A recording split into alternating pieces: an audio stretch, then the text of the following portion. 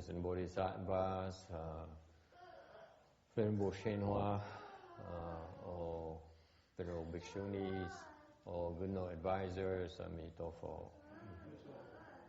Chư Phật Bồ Tát, kính thưa Từ Thiên Hóa, kính thưa quý sư cô, quý vị thiện tri thức, một Phật. Sư phụ菩萨，师父上人，各位比丘尼，各位善知识，阿弥陀佛。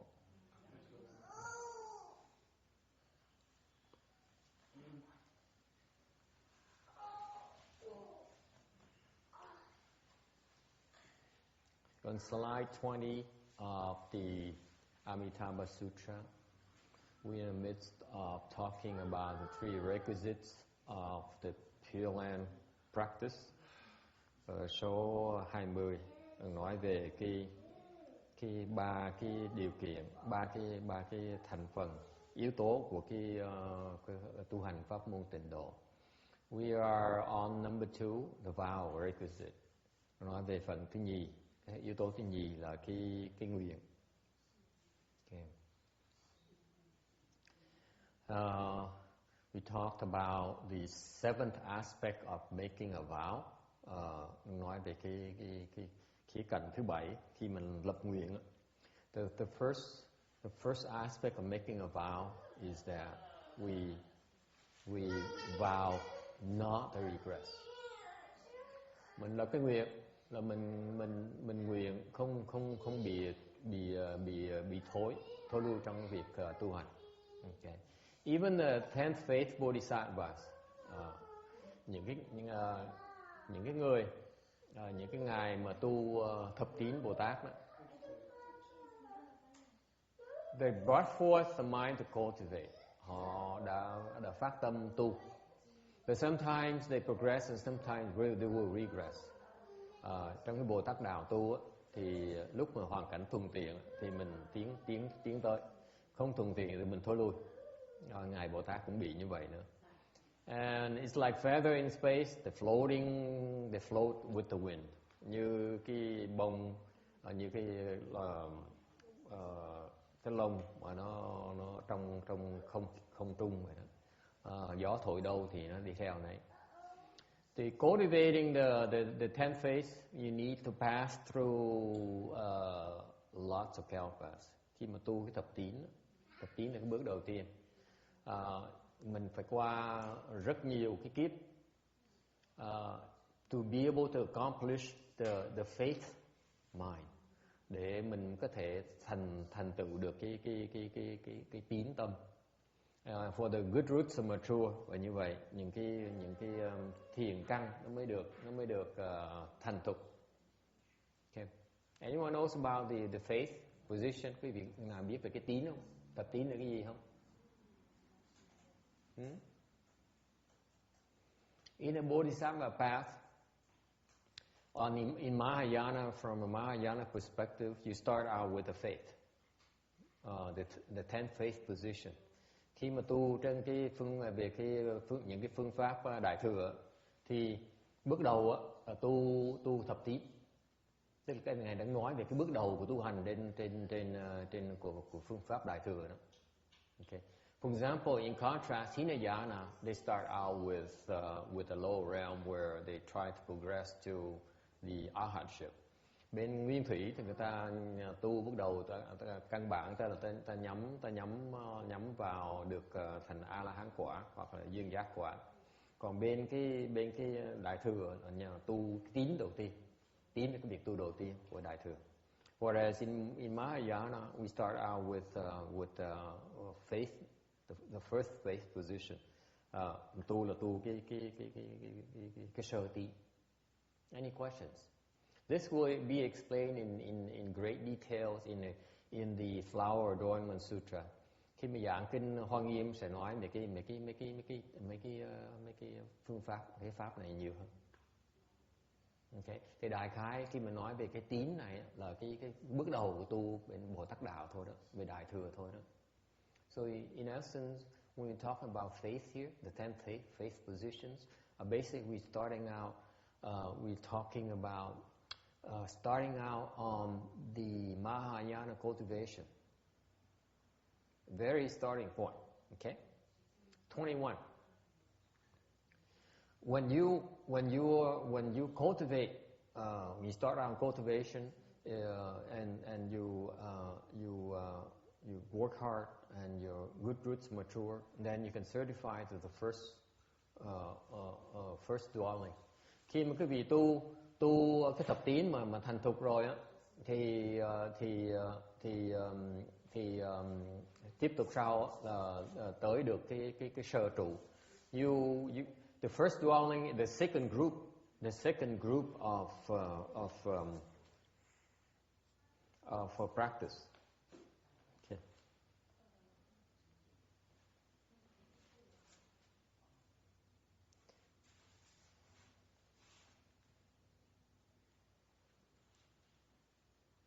Cái sơ trụ đó là cái địa vị thứ nhì của cái nhóm địa vị thứ nhì của cái tu hành, của pháp tu hành. Then you will obtain non-aggression position. Lúc đó mình mới đắc được cái gọi là cái bất thối đầu tiên, là cái vị bất thối. Quay bu thôi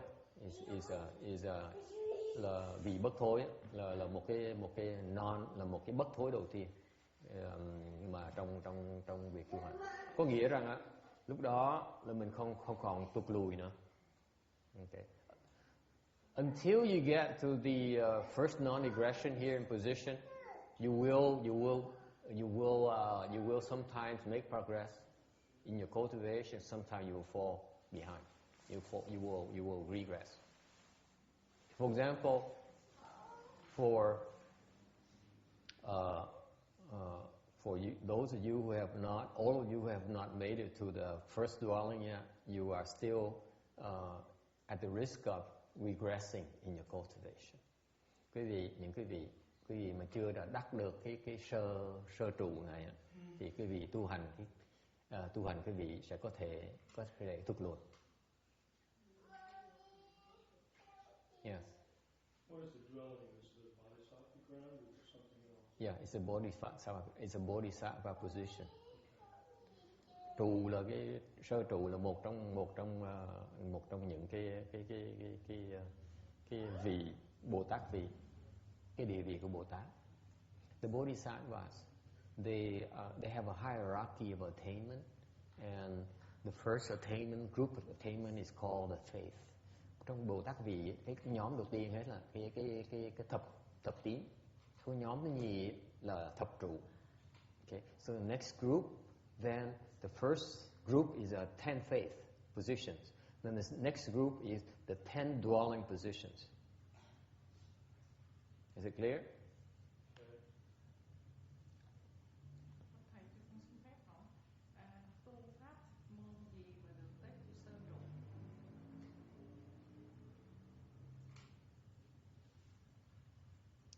The question is, what Dharma door can you cultivate to make it to the first dwelling?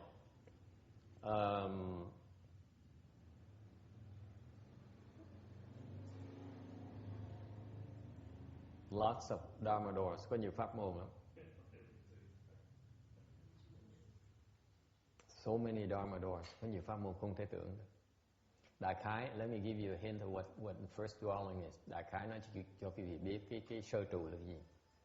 Sơ trụ nó có cao hơn A-la-hán thì the first dwelling here is a bit higher than arhatship or pratyeka Buddha. Cao hơn là sơ trụ, cao hơn là A-la-hán, cũng cao hơn là Bích Chi Phật.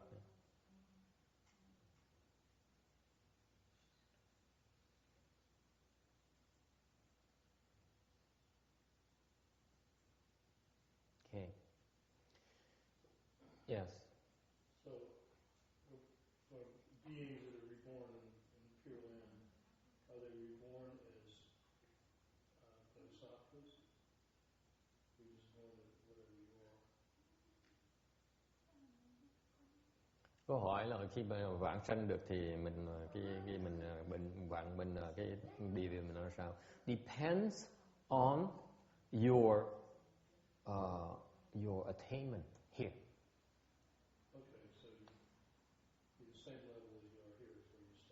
No, you get upgraded, but it depends on your cultivation path right here, whatever you can accomplish here. Tùy cái trình độ của mình ở đây, mình đắc được ở đây. This is why this cultivation here, our cultivation here matters. Bởi vậy cái việc tu hành ở đây nó quan trọng lắm. Okay. When we talk about the Pure Land, okay, khi mình nói về cái tu pháp môn tịnh độ thì the most important thing is to obtain rebirth. Khi mà mình nói tu tịnh độ, pháp môn tịnh độ là cái việc chú trọng mình quan trọng nhất đối với mình là vãng sanh cái đó.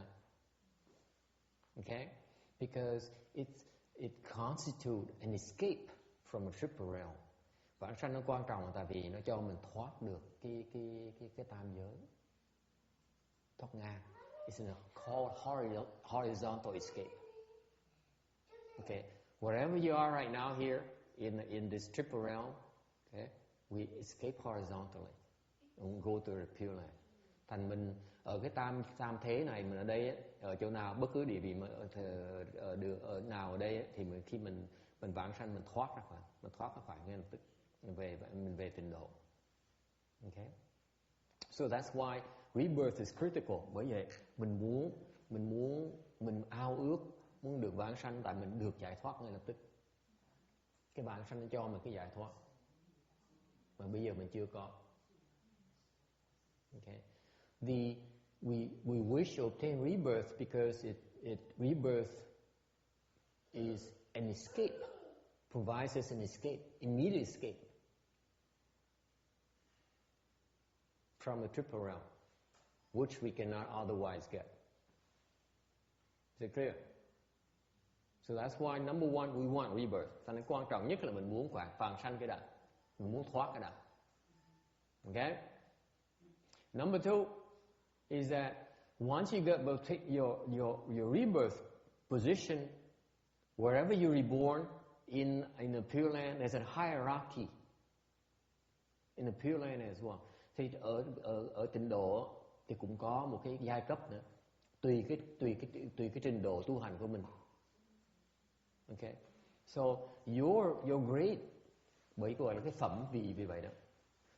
So what the second aspect of rebirth is that you reborn in a certain rebirth grade depending on your attainment here. Thành ra cái phẩm vị mình vãng sanh được tùy cái trình độ tu hành mình ở đây.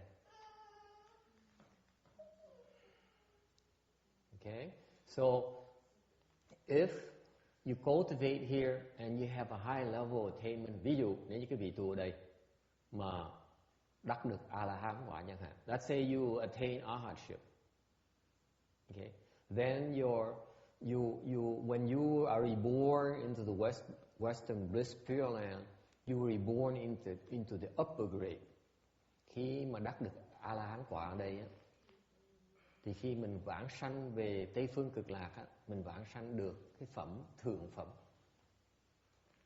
là cái phẩm cao nhất.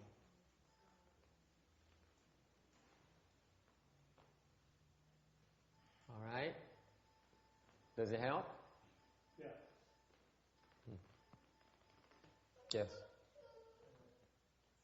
So I think I've heard that the arhatship is equivalent to certain Bodhisattva hierarchy, or Bodhisattva is always higher than that.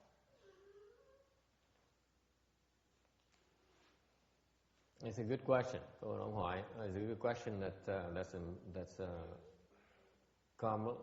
quite often mentioned by the Taiwanese Dharma masters. Câu hỏi là nghe nói là quả A-la-hán tương đương một cái quả bên Bồ Tát vị là sao? Là chị nghĩ là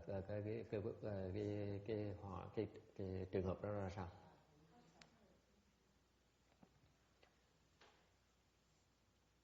It turns out that the Taiwanese Dharma masters and as well as Vietnamese Dharma masters, mấy vị pháp sư bên Đài Loan, bên Việt Nam cũng vậy, thích đọc kinh lắm. They read it's mentioned in the Chu Du Luận, the Great Wisdom Shastra. Trong cái Đại Trí Luận á, có nói rằng á, là cái tứ quả La Hán là tương đương với là bát địa. The great wisdom shastra says that a fourth stage arhat is equivalent to the eighth ground bodhisattva. It's just it says in a great wisdom shastra. Okay. And that's why a lot of Dharma masters quote that and say, you know, when you cultivate the Hinayana Dharma, you make it to fourth stage arhatship, Pratyeka Buddha position. Then it's the same as it's equivalent to the eighth ground bodhisattva. A lot of people bring this up. Nhiều thầy, nhiều cô nói về cái chuyện này dễ sợ lắm. Okay. Tại vì rõ ràng trong Đại Trí Luận nó nói như vậy. Okay. It turns out that what the way that these Dharma masters explain it is wrong. Thì ra mấy thầy mấy cô như vậy không hiểu. Giảng trật. The Great Wisdom Shastra, the way he put it, is equivalent in some aspects, but not really equivalent at all. Cái Đại Trí Luận phiền lắm, đọc kinh điển Phật pháp phiền lắm. Cứ nói đọc chữ thôi á, thì cứ đọc chữ thôi cũng hiểu được cái chữ nó có cái ý nghĩa riêng của cái chữ, nó có những cái trường hợp của cái chữ mà nói được. Còn không có nghĩa là nó có nghĩa là có thể vơ đùa và nắm được mà nói. Khi mà Đại Trí Luận mà nói là tứ quả La Hán tương đương với bát địa, là nói về tương đương về một vài khía cạnh đặc biệt thôi. Chứ còn hai cái quả vị nó hoàn toàn nó khác nhau. When they mention the equivalency of the fourth stage arhat and the eighth ground bodhisattva, it's only equivalent in a particular aspect, which is very, very, very similar. Okay, but that aspect very similar. In this, let me explain to you why it's equivalent in this thing here. Nói cho quý vị rõ hơn, nó tương đương ở chỗ này. Tương đương ở chỗ bị kẹt. The equivalent in that they get stuck big time.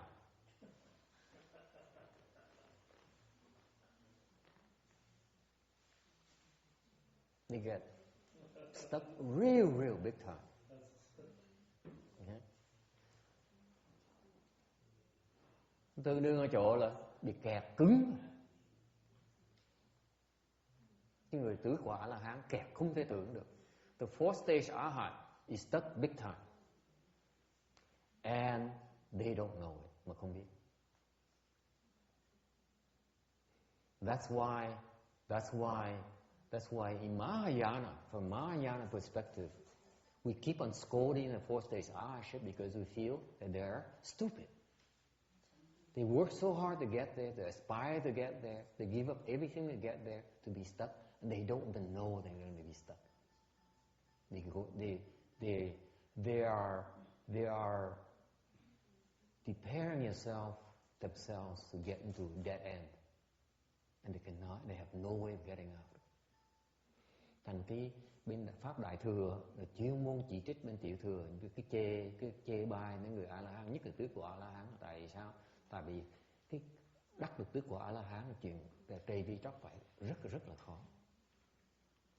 Đều bởi vậy bên người tiểu thừa, bên nguyên thủy, khi ta tu hành cực khổ, ta hy sinh biết bao nhiêu chuyện cuộc đời của họ để mà tu hành được đắc được tứ quả A La Hán, chuyện khó không thể tưởng được.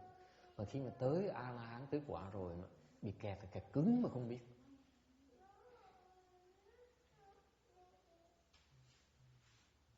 Thì bên cái đại thừa, tu đường đại thừa tới cái bát địa Bồ Tát cũng kẹt cứng như vậy. The equivalency is that when you cultivate Mahayana, you make it to the eighth ground Bodhisattva, you will also, the nature of your being stuck is very similar. They get stuck big time as well. Những cái vị mà bát địa Bồ Tát kẹt cứng mà cũng không biết nữa.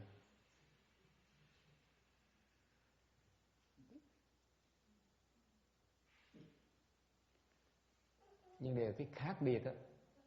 So that's the only equivalency that's being mentioned. Thành gì nó chỉ tương đương chuyện đó thôi à. Tại vì nếu bác Địa Bồ Tát á, mà bị kẹt á, mà không được giúp á, cũng cách nào mà thoát được thế đó. So the equivalency is mentioned to point out the fact that even the 8th ground Bodhisattva who are stuck there, they cannot unstuck themselves. They need help to unstuck themselves. And this is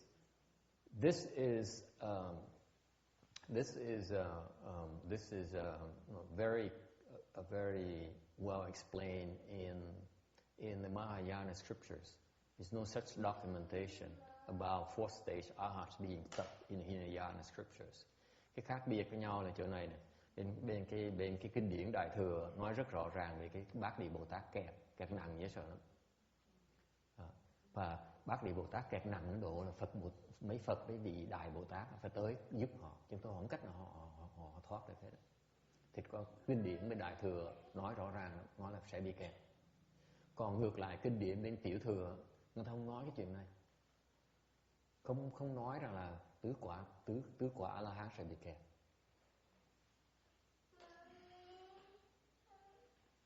And let me tell you, these 8, nói cho quý vị biết, người cái Bát Địa Bồ Tát kẹt nặng không thể tưởng được. The 8th ground Bodhisattvas, they're stuck big time. They're so stuck. And just like the arhats, they have no clues. Người Bát Địa Bồ Tát giống như người tứ quả A La Hán vậy, bị kẹt, họ không biết.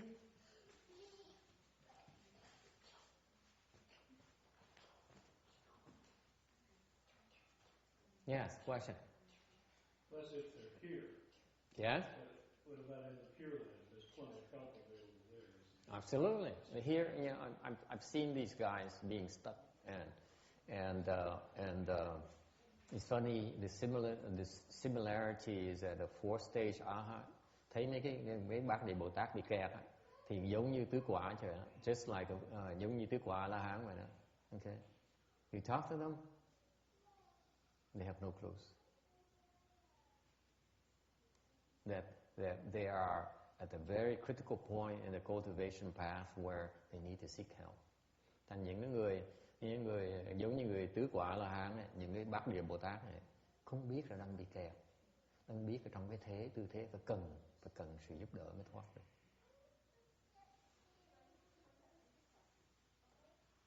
Okay. If you obtain rebirth, khi mà đắc được vãng sanh, thì you immediately certify to the position and you certify to non-regression. Cái lời khi mình đắc được vãng sanh này, mình chứng được cái tam bất thối, tức là tỳ bất thối, hạnh bất thối, niệm bất thối. The non-regressions of position, non-regression, practice non-regression, and mind non-regression. And therefore, when you make a vow and for a rebirth of Pureland, okay, that vow here has the aspect of non-regression.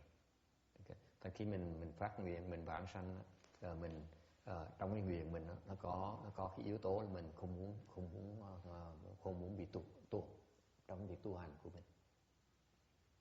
Okay.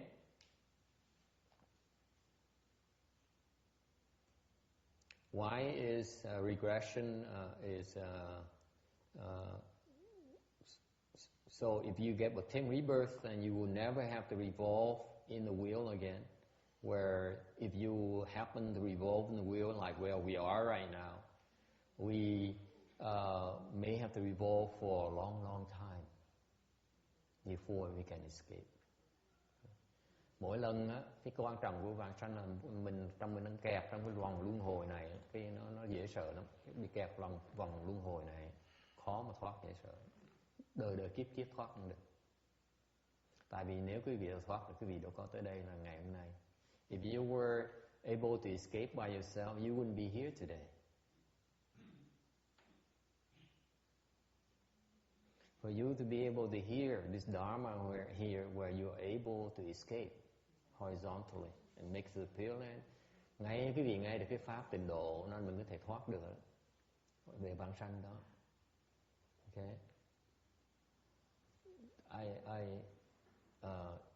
You still cannot make it happen. Nghe nói thôi mà làm chưa được, hoàn tất chưa được, thành vẫn còn luân hồi như thế. And this is what happens to a lot of these Pureland practitioners. They call themselves Pureland practitioners, but they still evolve in the wheel.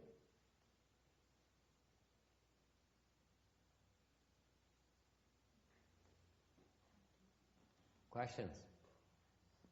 Hai thắc mắc gì không? Number 9, transformationally born. Number 8, I'm sorry, on slide 22. Number 8, transformationally born onto a lotus flower. Hóa sanh trên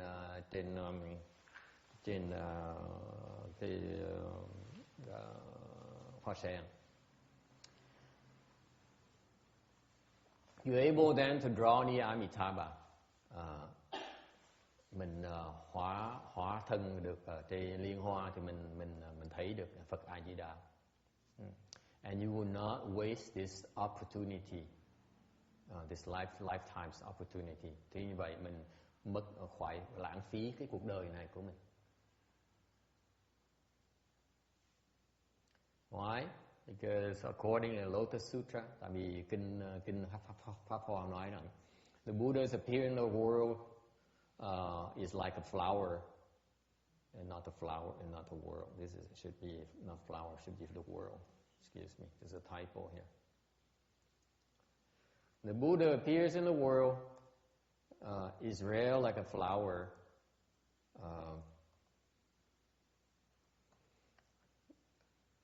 The Upala flower,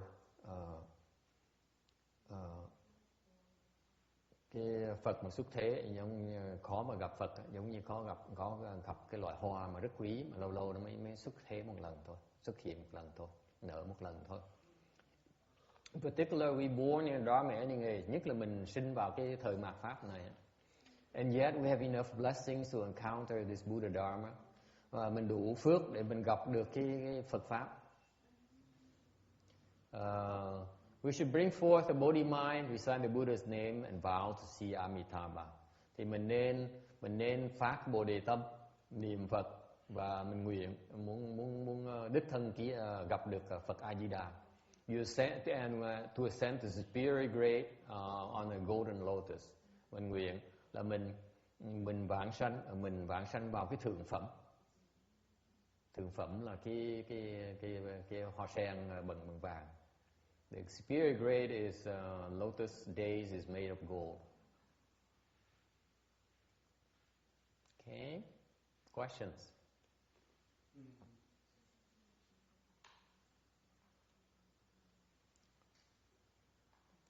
So in conclusion, there is an anecdote.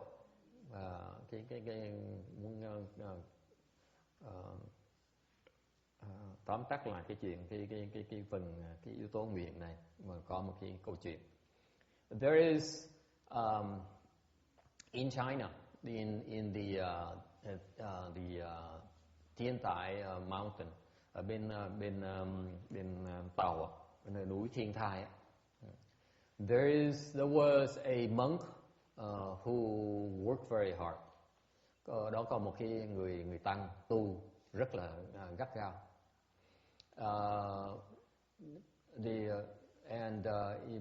And practice purity, tu tịnh hạnh. Okay. He went through many years, tu rất là lâu. And one day he saw Amitabha appear. Đằng bữa đó một ngày đó thấy được Phật A Di Đà tới. He saw Amitabha coming to greet him, brought a silver days, lotus days to come and greet him and ask him, are you ready? Ngày kia thì thấy Phật A Di Đà hiện ra, đem theo tới một cái đóa hoa sen bằng bạc. Nói nè, con sẵn sàng chưa? Vậy đi không? Những cái đồ như vậy. You remember this guy here, this monk here, okay, he worked so hard, his kung fu so high that he saw Amitabha come and greet him. Phải hiểu cái người này công phu ta cao cái độ mà Phật A Di Đà nói là nó đủ phước đem tới rước nó về. Okay. And this monk here, he says,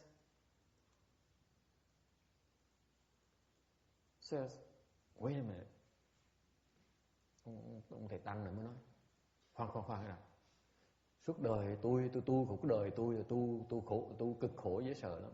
Mà có mới được có hoa sen bằng bạc này hả?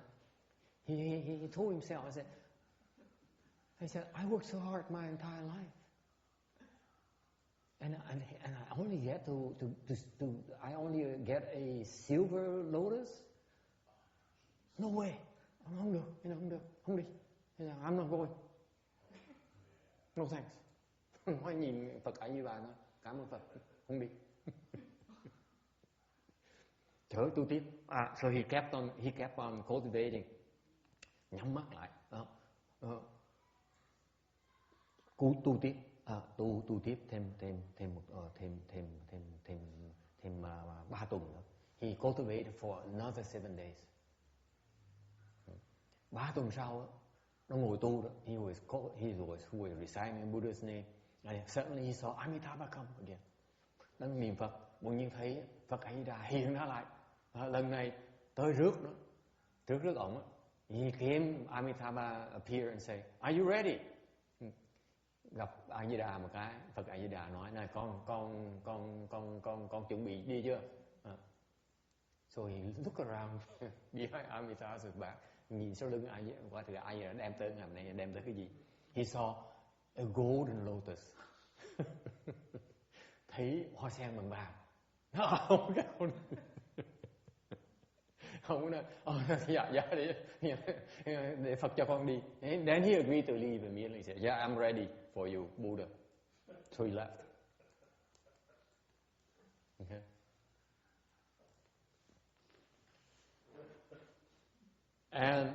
And this is a real famous story. Cái chuyện này chuyện có thật mà nổi tiếng, rất là nổi tiếng.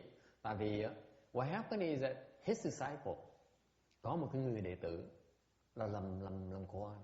His disciple is an official, and this official here, this official disciple certified that he left on with Amitabha. Cái người đệ tử này trình độ dễ sợ lắm á. Dùng thần thông chứng rằng ông thầy mình đã đi với Phật về Tây phương Cực Lạc. This is why it became a famous story, because it's the disciple who certified that his master was reborn in an upper grade. Nổi tiếng là tại vì cái đệ tử đủ sức đủ thần thông mà thấy được ông thầy mình đi qua vãng sanh về thượng phẩm. Okay. That's why this is why the Pureland has many of these stories. The Chinese Pureland, về cái bên cái tịnh độ Tàu có nhiều cái câu chuyện như vậy đó, rất nổi tiếng. Thành ra bên người Á Đông mình tin cái pháp môn tịnh độ như vậy đó. So the Asians, especially the Chinese, have many of such very famous and true stories. This is why in Asia there are lots of followers of the Pureland Dharma, unlike here. Okay. So I'm hoping one of these days when it's my time to go, my disciples can then certify that I was born in a good grade. Okay. Tôi hy vọng trong tương lai đệ tử tôi khi mà sau khi tôi đi rồi, có đệ tử có đủ sức mà chứng minh là tôi được vãng sanh đạo hòa đó. Maybe then people will believe us that we are for real. Lúc đó chắc là người ta mới tin là chúng mình có thật đó nha. Yes. When you say a good grade, is there really any bad grade in the Western Bliss Pure Land? For me, yeah. Get there? For me, yeah. Absolutely. How's that? If you get there, you won the lottery. Yeah, not for me. I want a big lotto. I don't want just to win a lottery. It's not good enough. Ông hỏi vậy á, bên Tây Phương Cực Lạc có cái phẩm nào mà không tốt không? Tôi nói có chứ. Cái phẩm nào mà anything below superior grade, superior is not good enough. I'll take any grade. tôi trả lời tôi nói cái phẩm sinh qua mà không phải thượng phẩm á, tôi chê. Remember, I just told you the story. Hey, John, wake up.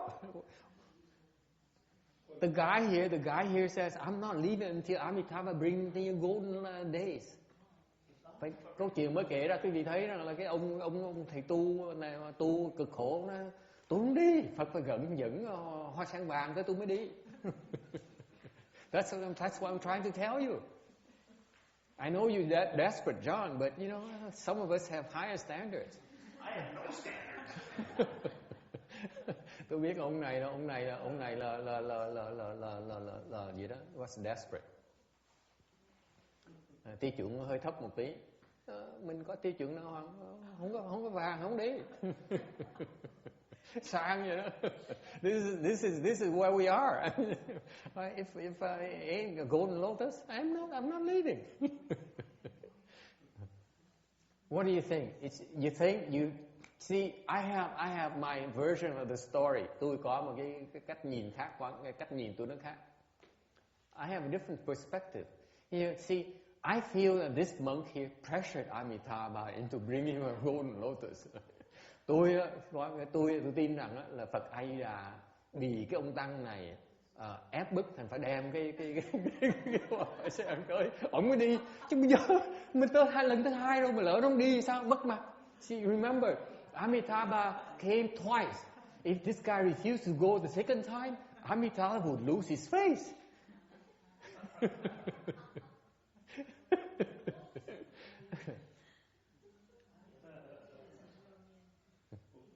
Yes. What are sort of the lower grades, like paper and polyester?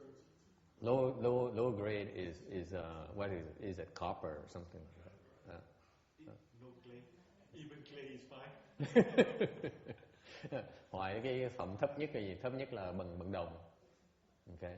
Actually, there's an even lower grade. Thì ra có một cái phẩm khác còn thấp hơn nữa. We sent a few of them there. I know at least one who made it. Có một cái phẩm thấp hơn là there's an even lower grade that's just perfect for John. Có một cái phẩm mà thấp nhất có thể rất là thích hợp cho ông John này. Because he's desperate. He doesn't care. He just want to go there. Tại vì ông này ông chỉ muốn vãng sanh thôi. Because last year we sent one there. Tại vì năm ngoái có gửi một người đi cái phẩm thấp không thể tưởng được. Last year we sent someone to the lowest grade. Yeah. The guy is just too evil. He should be glad he's making it to this low grade. Yeah. Cái năm ngoái có gửi người đi mà người này tầm bậy quá này, người này quá tầm bậy, thành ra không có được, không có được, cái phẩm này rất là thấp.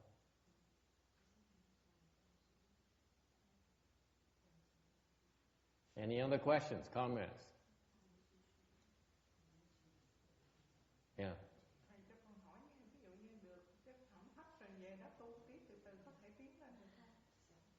So if you go to a low grade, can you still make it a higher grade? Tôi không chắc nữa. I said I'm not so sure because I'm trying to talk you out of a low grade. Tôi đang khuyến khích quý vị đừng có thèm cái phẩm thấp mà mỗi những hỏi phẩm thấp làm cái gì.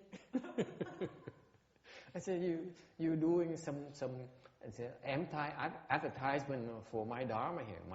My claim is we should shoot for the higher grades. Chủ trương tôi là muốn vãng sanh vào cái thượng phẩm chứ thấp lắm gì. Thầy từ nãy con nghĩ là như thầy kể câu chuyện á, là con nghĩ là Đức Phật quá từ bi nên được cái vị đó thấy thương tu cực khổ rồi Đức Phật từ bi đến cho, chứ mà mình tu đâu được quyền đòi hỏi. Tôi đâu biết được. Tôi hy vọng thôi, hy vọng là mình cứ cắt ra mình tu, bữa nào mình áp bức Phật. So she's saying that, you know, maybe the Buddha is really compassionate, and that's why he helped this guy here. I say I don't know, I'm no Buddha, but I'm just hoping that if I work hard, I can maybe someday I can pressure Amitabha into giving me a golden lotus. That's all I'm hoping for. You never know. You gotta have to shoot for the moon. Chủ trương tôi là mình phải với cái gì mình với không được, mình mới gọi là tu, chứ con mà tu mà với mà chắc ăn như cái ông mập này đòi với tới mình vãng sanh tới đủ. It's just like some of us who are so low, such low standards. I just want rebirth. That's all I can hope for. Come on. You should not have such a low opinion of yourself. Đừng coi thường mình như vậy. Phải nghĩ là mình như cái ông này, mình là thượng phẩm, sao có chuyện mà hạ phẩm được. You should follow this guy. Why do you think I put him here? I said you should follow this guy. You know, shoot for the higher grade. Period. Mặt đờ đó. Look at John's face. I said, yeah, right. Well, agree? Last place was good enough for me. Such a low opinion of yourself. Oh, I have no opinion of myself. Anyway, anything else? Có ai thắc mắc gì nữa không? Yes. So when you're reciting Amitabha's name, is there an additional factors or visualization you should have? Should you be concentrating on a certain chakra or something? Because I don't notice anything when I recite. Con nói với niệm Phật còn làm gì nữa không? You can do anything you like, but I don't advise it. You should only concentrate on the sound. Okay. That's it. Ông hỏi có nên làm gì, hàng như chú Trông về mấy cái chakra, mấy cái điểm, mấy cái huyệt rồi nọ. Tôi nói không cần làm, chỉ cần chú tâm nghe thôi, lắng tai nghe thôi là đủ. If you really concentrate on listening to yourself, it's the one like by the end of this year. See, none of them practiced that last year. Năm ngoái tôi cứ lầm lơ hỏi cái thứ ai hỏi, không ai hỏi thì tôi lầm lơ luôn nữa. Because during the chanchi, I was hoping someone would practice the sound hearing the sound Dharma door here. No one ever asked me. Năm ngoái không ai hỏi cái quán âm thanh đó, thành ra tôi lầm lơ, tôi cũng giảng, ráng chịu, dốt ráng chịu. The Dharma has to be requested. I'm not going to give it to you. So I'm hoping maybe this year John will then join the chanchi and sit there and meditate from 3 in the morning until midnight. And then there's a chance for higher grades. Dụ con mập này cuối năm mà tới dám ngồi thiền từ 3 giờ sáng cho tới 12 giờ tối thì thượng phẩm dễ sợ gì. And when you have that kind of environment, you concentrate on listening to the sound and recitation, things happen. Cái môi trường nó thuận tiện cho mình ngồi để mình quán cái âm thanh, mình niệm Phật, sẽ có chuyện nó xảy ra. Okay.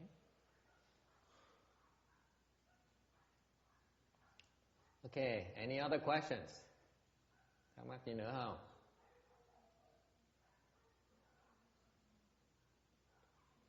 Let me tell you, nói cái gì nghe. Nếu mà tới cái phẩm nó thấp quá, if you go and your birth grade is too low, It takes too long. Nếu mà phẩm thấp quá, mình tu nó chậm quá này. Tu chậm quá. The problem with that is that with that lower grade and would take too long to make it to higher grades. Tại vì qua đó mà cái phẩm thấp quá, tu nó chậm quá này. And think of all the people that you need to help right now. Cứ nghĩ cho coi, những người mình cần giúp bây giờ, người quan trọng trong cuộc đời mình đó, okay, rất nhiều. There's lots of people in your life that are important to you, right? Yes.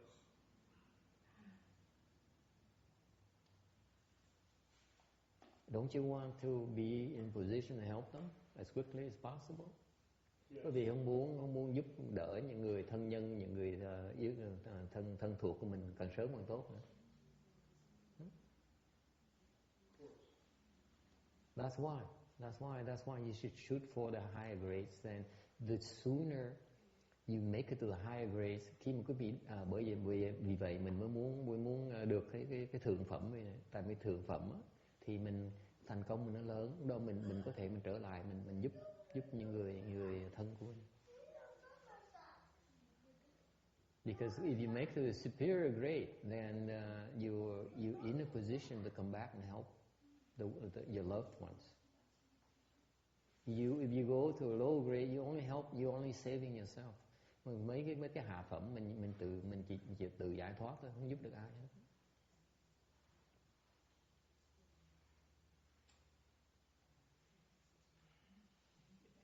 Okay.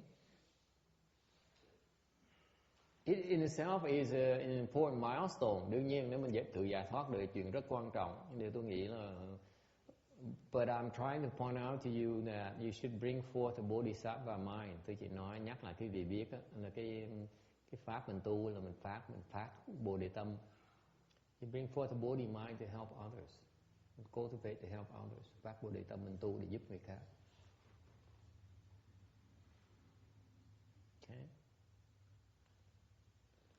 If you have the attitude like John and says, I'm just desperate, just get me out of here, then you're no good to anyone else. That's a Hinayana mindset. It's smart, it's wise, but still it's very limited. Because of that, your grade will not be that high either. So you actually are putting yourself in a corner. Okay.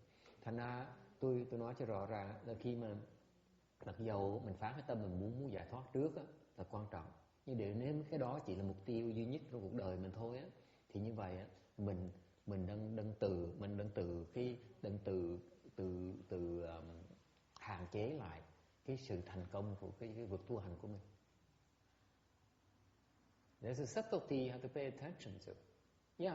Cái đó là phải chú ý tới, là vì phải có trí huệ mới biết là mình muốn giải thoát. It is true that you must have some wisdom before you realize the importance of escaping from the wheel. Phải có trí huệ mới hiểu rằng là mình phải cần thoát cái vòng luân hồi. Cái đó rất quan trọng. Như cách thoát á, cái trình độ thứ nhì là phải hiểu cách thoát. Cách thoát nó hay hơn cách thoát khác.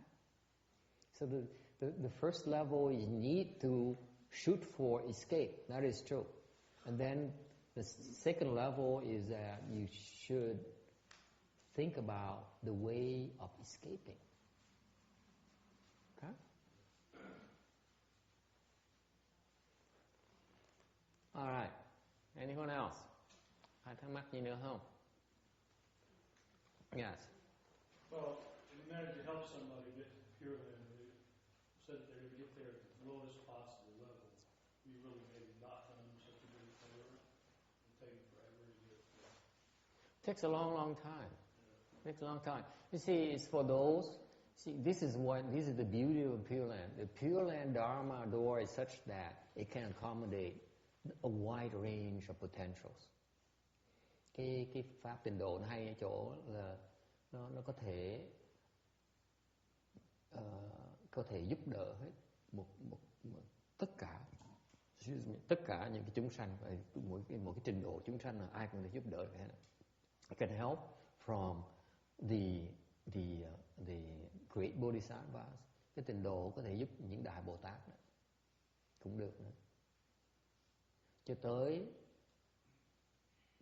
as high as the great the Mahasattvas, or as low as, hoặc là có thể thấp như là những cái người mà the worst kind, the most evil kind. Có thể thấp nhất là những người mà đại ác, đại ác. Thì có hiểu không? Cái ác á, người mà càng ác chừng nào á, cái phẩm nó càng thấp chừng đấy. In other words, the more evil you are, the meaner you are. Okay, your rebirth grade tends to be a lot lower. Yeah, we can accommodate them, but it's very, very low. Because they can't help themselves. Rất thấp. Thành bởi vậy, cái pháp tịnh độ nó rất là từ bi. Phật A Di Đà rất từ bi. Biết là những người ta sức ta chừng đó thôi. Amitabha is very kind and compassionate. He says, I realize that you guys, this is all you can do. This is all you can think of. This is all John can think of. Yeah, I'm willing to accommodate John. Thành như cái ông mập như đó. Phật A Di Đà nói cái ông mập này, ông chỉ biết chừng đó thôi thì mình sẵn sàng giúp ông. Okay. All right. Anything else?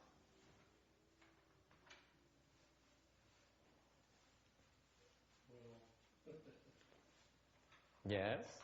Well, so I thought that if by some miracle I managed to get there, if I was on a very high level, then I'd be there with all kinds of like bacteria that got there, and chickens, and Yeah. all kinds of. It doesn't seem very interesting to be there with beings at that level. I'd be there with them. No, when they get there, they all become humans. They have take on human features. No more bacteria, no more chicken. You all look the same, have the same lifespan, have the same body. You're all the same. You're all equally handsome. Worms and everything. Still. They all obtain human body. What about mentally? Hmm? What about mentally? Well, their spiritual attainment is different, but physically they're the same. I see. They're the same lifespan. Mặc dầu gà, vịt, chó nó sanh được qua bên kia một cái đổi thành cái thân người ngay lập tức. Ai cũng giống nhau hết. Ai cũng sống lâu giống nhau hết. The lifespan is so long that you can keep cultivating until you become a Buddha. Cái cuộc sống bên kia, cuộc đời mình nó dài, nó độ mình cứ tu hoài đến khi mình thành Phật luôn. Là cái lợi rất là lớn như vậy đó. Không còn luân hồi nữa. It's no more revolution in the wheel. Because you only have one life, you can keep on cultivating. Okay? Yes. So there we have one very, very long life. Very, very long life. Infinite, basically. Some time ago you mentioned that maybe there are persons from the Pureland that come back here. Yes. This realm. Yes. So they come back because they have vowed to come back to Yes. So that they come back after they die. After what? After they die. No. They don't have to die to come back. Or they still can just. Yeah, they still can come back. Câu hỏi rõ is a good question. Câu hỏi rõ ràng, câu hỏi hay lắm. Hỏi là cuộc sống đó nó dài như vậy, như thì sao trước có nói rằng có nhiều người ở cái thế giới này, có nhiều người từ Tây phương cực lạc trở lại. Thì khi họ trở lại như vậy, có nghĩa là họ chết họ mới trở lại được hay là sao? Tôi nói không, họ tự động họ trở lại. They chose to come back. They chose to come back and take the risk of going through birth again. Khi mà họ trở lại đây là họ phải sanh. So when they born, they get confused like hell. Khi mà họ sanh một cái là họ bị mơ hồ, họ bị mê hoặc, họ bị vô minh. So they go through a lot of suffering. Thì họ trở lại, họ chọn lại cái khổ.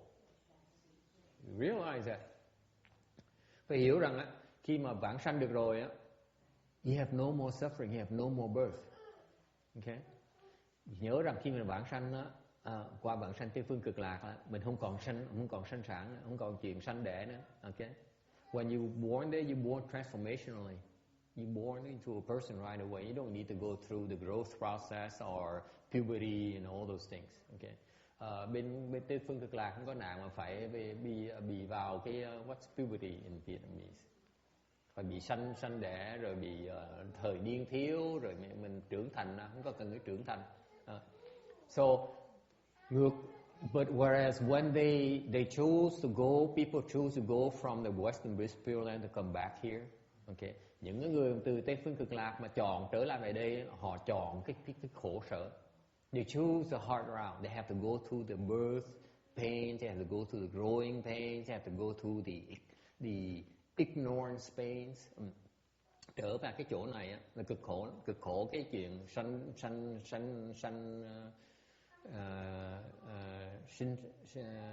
sinh sản, có chuyện phải trưởng thành, chuyện phải đi làm việc để mà tìm tiền để mà sinh sống, có những cực khổ dễ sợ. Họ chọn như vậy. So they choose to undergo suffering on purpose. Does your karma start to manifest again as you come back? Absolutely, you come back, everything is activated. Một khi mình trở lại đây một cái, bao nhiêu cái nghiệp trước nó tới nó đòi, nó dồn dập nó đòi mình. Họ biết như vậy, họ sẵn sàng. And they know it, they're willing to face them. Yes. So when they make the vow, sometimes they are not. Depending on their level, they can make the decision to go back without being. So they still can make the vow because they are attached to something. They are not enlightened. So my question is, when they make the vow, they can be not enlightened. So they make the vow because they are attached. That's why they decide to go back. Yes, they can go back even before they become enlightened. Có thể trở lại đây một khi mình qua Tây phương cực lạc rồi, mình có thể trở lại đây trước khi mình giác ngộ, có quyền. Okay. But not a wise thing to do. Như đều không nên làm như vậy. But I wouldn't advise it because you might not be able to make it back there again. Đều những cái người mà chưa giác ngộ mà đòi trở lại đây là không nên trở lại, tại vì trở lại chưa chắc vãng sanh lại được. Cái vãng sanh không có chắc chắn nha. Rebirth is to the Pureland, Amitabha Pureland is no guarantee for it once you come back here. But because they so attached to something, so that's why they may want to come back, right? So their decision is still not really. No, they usually come back under someone else. Thành làm sao người ta trở lại bây giờ? Ta trở lại trở lại để mà đi theo người khác trở lại, chứ không phải đi trở lại một mình.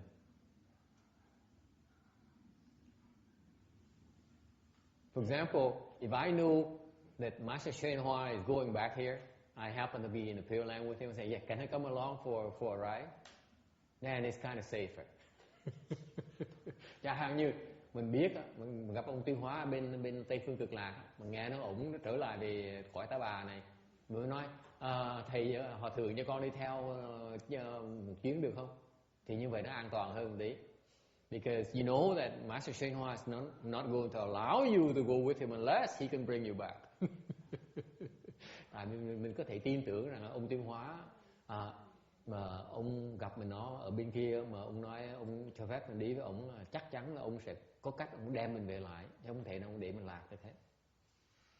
Okay, so there's those cases as well. Có những trường hợp như vậy. Yes. And you can tell that John is not those exceptions. Cái ông mập chắc chắn không phải là cái trường hợp đó. Because Master Shen Hoa is gone already. Ông Tiên Hóa cũng đi rồi. Còn John vẫn còn ở đây. And John is still here. Yes. Sư phụ ổng thọ ký một đó đi giảng sanh là chắc người đó nhất định phải đi. Thì ổng ngày xưa ổng ở Hồng Kông đó, thì ổng có nói với một cái gia đình đó nói với bà cụ nói bà này sau này bà giảng sanh đó. Chắc bà này nhất định phải đi giảng sanh. Tại ông thọ ký cho cái bà này đi mà. Ông nói là ông biết trước rồi. Không phải ông thọ ký mà ông biết trước sẽ xảy ra như vậy. Okay.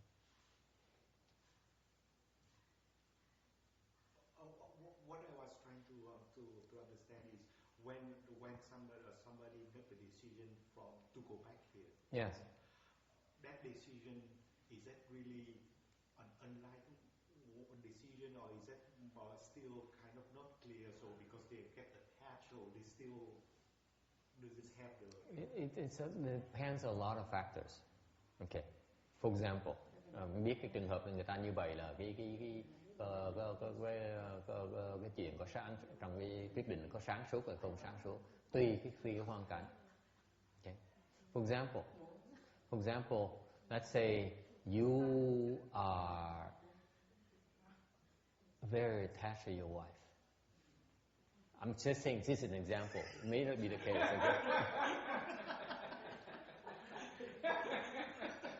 Thank you.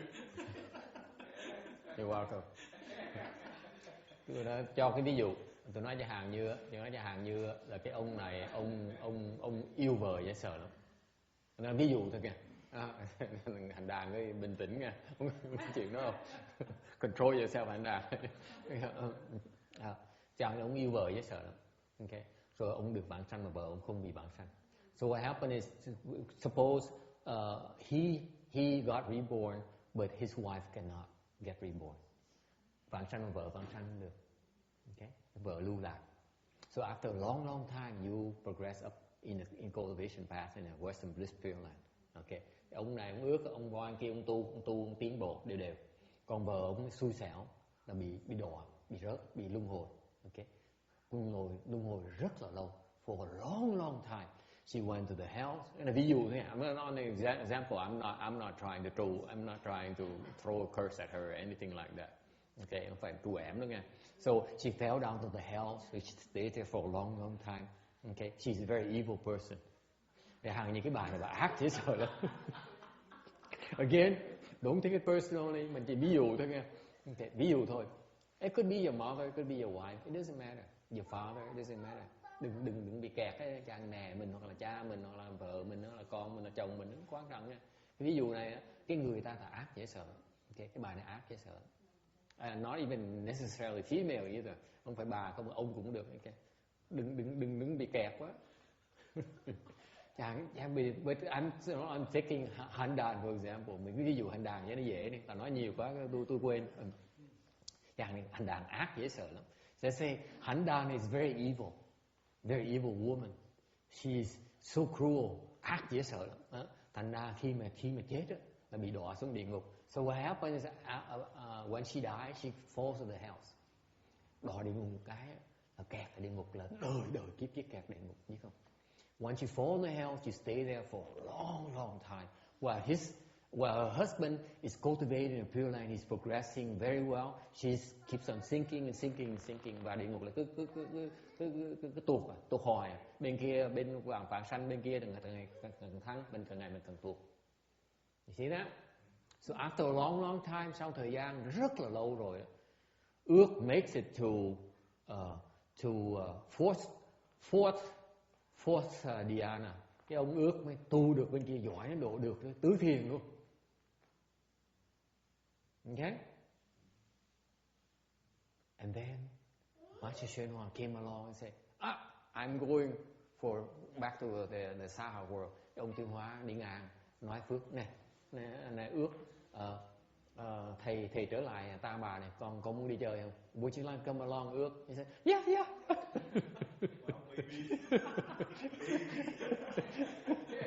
Because ước is only fourth dhyana, he has no wisdom. Ước này không có trí huệ gì hết á. Mới có tứ thiền mà trí huệ gì? So nghe ông nói rủ đi chơi ngay. So he's a fourth dhyana, he has no wisdom whatsoever. Upon hearing that Master Shenhua is going for a trip, he said, yeah, I'll just take along with you. He didn't realize it. Không biết rằng ông Tuyên Hóa ông hỏi là ông có ý kiến, ông có cái mưu mô mới hỏi. He doesn't realize Master Shenhua asked him for a reason. He doesn't ask from a loose because he saw that Ước last Ước wife was made it back to the human realm. I'm sorry, makes it back to become a chicken. Dạng như ông Tuyên Hóa thấy được cái bà hành đàn này thoát được địa ngục như thành con gà rồi. Okay? So he brought Ước back. So Ước was reborn, and then Ước happened to be raising chickens. Ông Ước phải làm cái gì? Ông trở về đây á, ông đâu có biết trời trăng gì đâu. Ông cái khói cũ là chuyên môn để ăn thịt gà. See, Ước came back here based on his habit of eating. He likes to eat chicken, right? Ước, isn't that right? You like chicken, don't you? Yeah. He happened to like chicken meat, so he raised a lot of chicken. What better way to have the best meat chicken by raising your own chicken in your own backyard? Ông trở về ông xin làm người Việt Nam. Người Việt Nam mà thích nuôi gà trong sâu vườn đó. And he raised his own wife, ex-wife, nuôi được cái bà vợ cũ. See? And so Master Shenhua then saw Ước again, and then ông Tuyên Hóa mới dụ tới gặp Ước lại. Nói, này con có nhớ tao, mày có nhớ tao? Master Shenhua look at Ước and say, who now became a man, maybe like the way he is right now. And he asked Ước, you remember me? No. Không. Ước trả lời không, tôi đâu biết, không có đi về mà. Okay. So anyway, Master Shenhua uses spiritual power to impress Ước that Ước, you shouldn't be raising chickens because this is not good karma for you. You should stop eating chicken. Ông Tuyên Hóa mới nói là dùng thần thông rồi dụ ông này tu, nói là con không nên ăn thịt gà là chuyện tốt. Okay. But Ước would not listen to Master Shenhua. Ông Ước này cái nghiệp ông nặng lắm, thích ăn thịt gà quá đấy, bỏ ăn thịt gà đâu có được. He cannot give up eating chicken. Ông bỏ ăn gà không được. Thế ông ăn hết gà, còn gà cuối cùng. So he eat all his chicken. There's only one chicken left. Which happened to be his ex-wife. Mà bà vợ cũ. Đúng không? Cắt cổ bà vợ cũ ăn con gà cuối cùng. So he cannot live without eating chicken. So he killed his ex-wife and eat her. Yeah. Giết bà. Nhưng điều sao? Hên ở cái chỗ lòng Tuyên Hóa không biết. Luckily for Hạnh Đàn, Master Shenhua knows about it. He sent me over. Ông mới sai tôi qua. Nói nè, Bình Hóa, mày tới mày cứu con gà kia tao. He says, Dung Hóa, you go over and help save the chicken over there for me. So I came over, got the chicken, sent her back to Pureland. Thành ra mình tới, mình mới lấy cái linh hồn con gà mình gửi về Tây Phương Cực Lạc. Thì bởi vậy mất cái khác là phải cứu, phải nhờ phước ham ăn thịt gà mới cứu được con gà. So it's a funny story, but it gives you an example of the guy who is very attached to eating chicken meat, and he has to go back and kill his wife before his wife can be saved. And I'm skipping the part where his wife tried to kill him part. That's why now he killed his wife. This is the cause that connected them. Okay. Bỏ quên cái phần là trước cái bà hành đàn này trước là cố gắng tính cắt cổ cái ông kia mà cắt cổ hụt mới chảy máu thôi. Okay. Thành sau này ông trở lại cắt cổ bà này. Cái nhân duyên như vậy. So you have all kinds of causes conditions for that to happen. Isn't that a wonderful love story? Thấy cái chuyện yêu đương hay không? No guarantee. We only talking about Hạnh Đàn. We're not talking about Ước yet. Hỏi rồi cái ông ước có trở lại được cái BT Phương Cực Lạc? Nó không, tôi không biết, tôi chỉ biết cái hành đàn thôi, câu chuyện mới tới hành đàn là ngừng lại thôi. That's a sequel to it. Cái chuyện đó, cái chuyện con gà thứ nhì. cái chuyện phải còn tiếp tục sau. Does it help? Lots of things happen, and that's why it's a lot safer to go along with someone who has a wisdom. Thời lúc mình tu, mình khéo léo mình là mình chọn cái người thiền tri thức, người ta có trí huệ một tí, mình đi theo ổng thì nó an toàn hơn một tí. Người điên mình là ráng chịu. Okay, this is why the sequel comes in, because ước and fell. Because he did not follow his good no advisor. But his good no advisor would never let him fall, so he dragged his butt no matter what. Well, he fell for a few weeks. I'm dramatizing a little bit, that's all. Oh, you're teaching a lesson. Yeah, I mean, he should suffer a few weeks, that's all. I have 7 weeks, but 49 days. So. Yeah. This is not for listening. Yeah. Listen to me. But you know, those 7 weeks is frightening. Cái lúc mà mình chết á, lúc mà ở trong cái trung ấm thân 7 tuần đó, kinh hoàng thế thì dễ sợ. Đều vẫn còn cứu được, but you still can be saved. Okay, anything else? You know, I could be a movie script writer. I would change my profession now. Tiếc là không có quen ai mà làm cine để mình bán cái câu chuyện này. I sell the script and build a temple. Yes. So, I guess silver, what, anyway, the silver level would correspond to what? Like a low level Bodhisattva? The what? I'm guessing. Who? The silver. The silver? Yeah. Oh, the silver is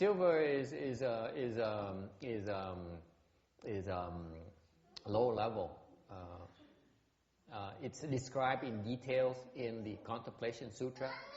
Mấy cái phẩm này đó ở trong cái kinh kinh quán, cái kinh quán nó giảng rõ hơn. We go into details down the road. Okay. Chúng mình giảng cái kinh này sẽ có đầy đủ hơn tí. Okay. All right. Anything else? Okay. Yeah. Cái cuốn Tây Phương Du Ký đó, cái đó có Phật không? She's asked there's the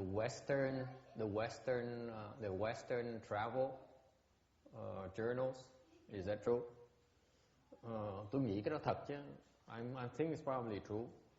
Tại con có nghe cái Tây Phương Du Ký đó là cái một người đệ tử đó là cứu Hòa Thượng Tiên Hóa đi về Tây Phương 6 năm mới trở về ông mới kể cái chuyện. Tây Phương Du Ký là Tây Du Ký. Tây Phương Du Ký. Oh no, I thought it's something else. Tây Du Ký là cái nào? Tây Phương Du Ký là cái nào? Ai biết hả?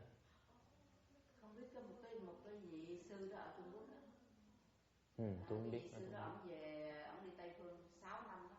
Không biết bao nhiêu ngày ở đây mà ở bên kia là 6 năm. Ý ở đây 6 năm. Ở đây 6 năm. Ở đây 6 năm. Có một ngày. Đúng. So there is some kind of Chinese journal where the guy was reborn to Western Bliss Pureland, and they came back 6 years later. And she asked whether that thing is true. I have no clues. Tôi không biết. What? He said there's a monk who wrote something about that. He says it's nonsense. Yeah, totally nonsense. But I don't know if it's the same thing. Cái ông Kim Hóa, ông này nói ông Kim Hóa có người hỏi ông cái đó rồi ông Kim Hóa ông mắng nói cái gì cái chuyện tầm bậy. Đệ tử con hư dân. Đệ tử hư dân. Nó nói chuyện tầm bậy tại vì 6 năm ở đây mà 6 năm mà tu ra thì mất gì? Ở đây 6 năm mà tu được cái gì? Tăng như điều hôm qua có 6 năm trở về, 6 năm sau trở về cái gì? Yeah.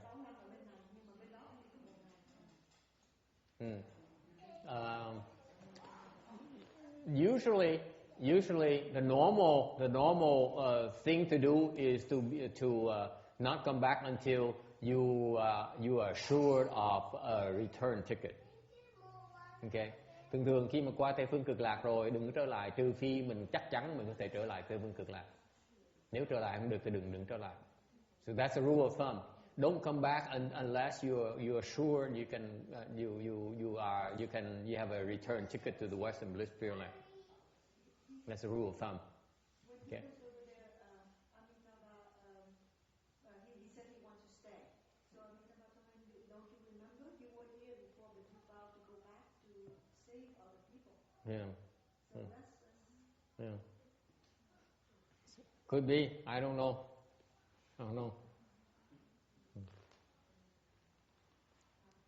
Có thể có lắm. Có thể về cứu gà có ai biết được. You never know. He may came back to help his chicken or his cat or something like that. I don't know. Or pig. I don't know. Người Tàu chắc ăn thịt heo hơn là ăn thịt gà. Yes.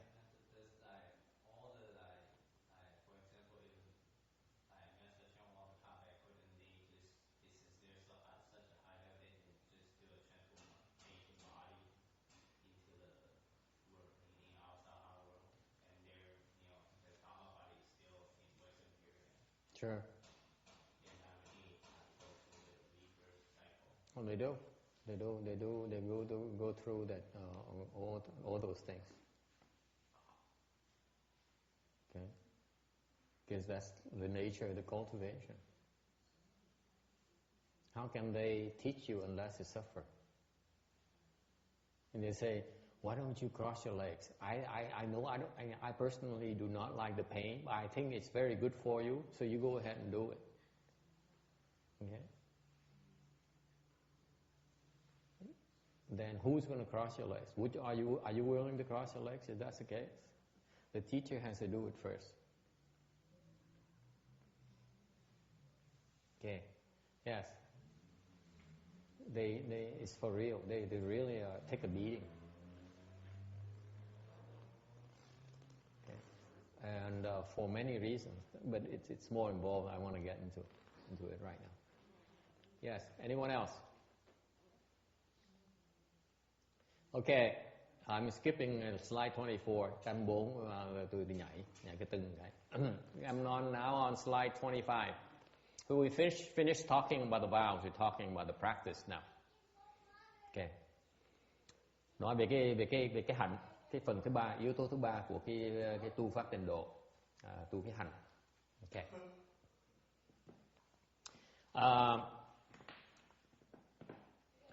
In order to get to this third element here, you need to have adequate vows, force, power. Muốn tới được cái hành á, muốn được cái hành là niệm Phật á, là phải cái nguyện lực nó phải đủ mới bắt đầu tu được. Tu niệm Phật được.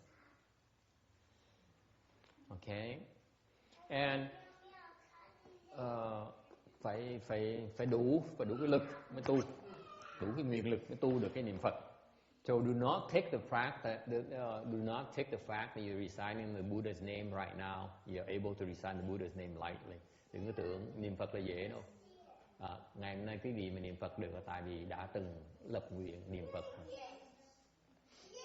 The reason you can recite the Buddha's name today is because you did your vow was very, very, very, very strong, very, very deep already. Okay. And if you practice reciting the Buddha's name, it will clear your mind. Khi mình niệm Phật á, là nếu mình chú tâm niệm Phật á, thì cái tâm mình nó sẽ lắng xuống. Okay. And the practice increases sincerity. Cái càng niệm Phật là càng lòng tin nó càng mạnh. 26. In practice, the four general ways of practice. Vì nói đại khái thôi, có 4 cái phương pháp niệm Phật.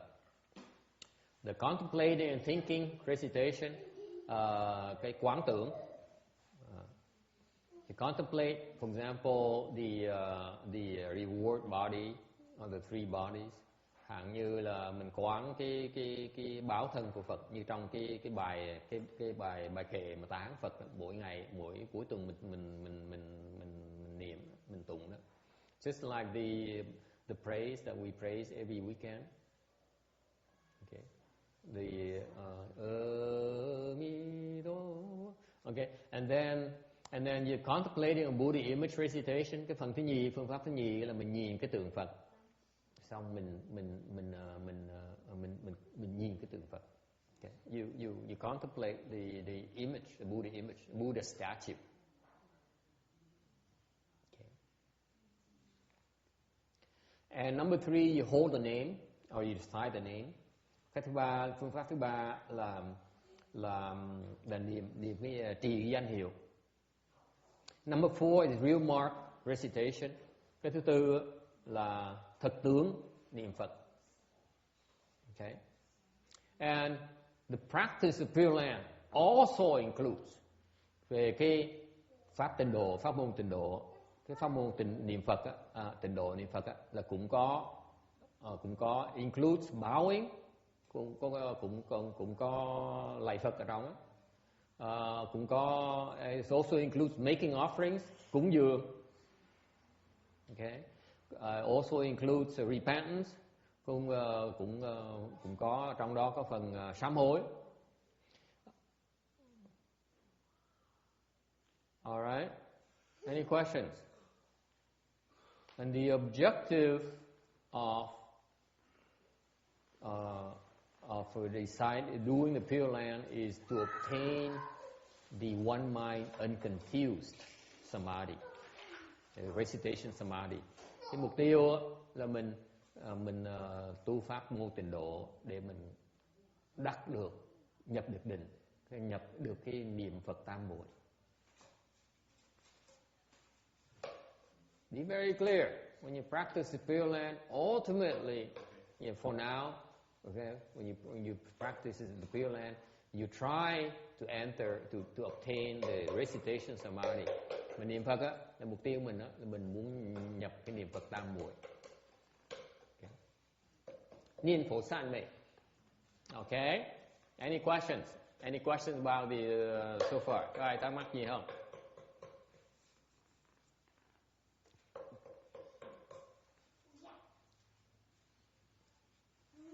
Each of these four practices have their own characteristics.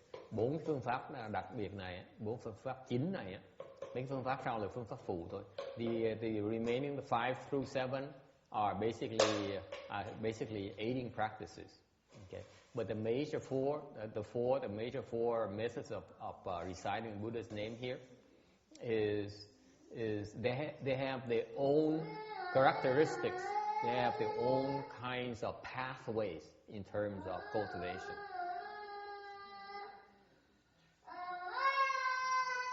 Can you explain more about number 3,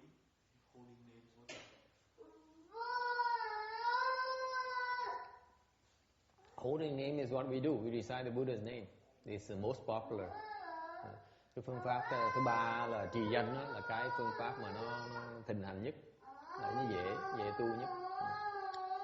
Because the first one, contemplating, thinking, recitation, cái phương pháp đầu tiên quán tưởng đó.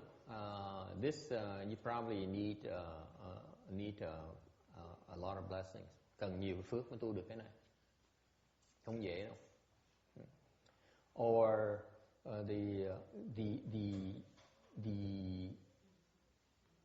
the most common way of practice that can accommodate a wider range of routes is the third one. Cái phương pháp trì danh là cái mà có thể ứng cố cho tất cả, có nhiều cái người trình độ khác nhau được. Okay. Yes. Cái thực tướng niệm Phật là gì? Anyone knows? Ai hơi biết thật tướng niệm Phật là gì không? Anyone? Có ai biết thật tướng niệm Phật là gì không?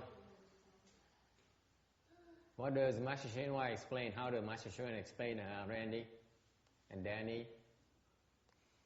You folks who read Master Shen Hua's teaching, những người đã học pháp, đã nghe ông Tiêu Hóa giảng cái pháp thật tướng.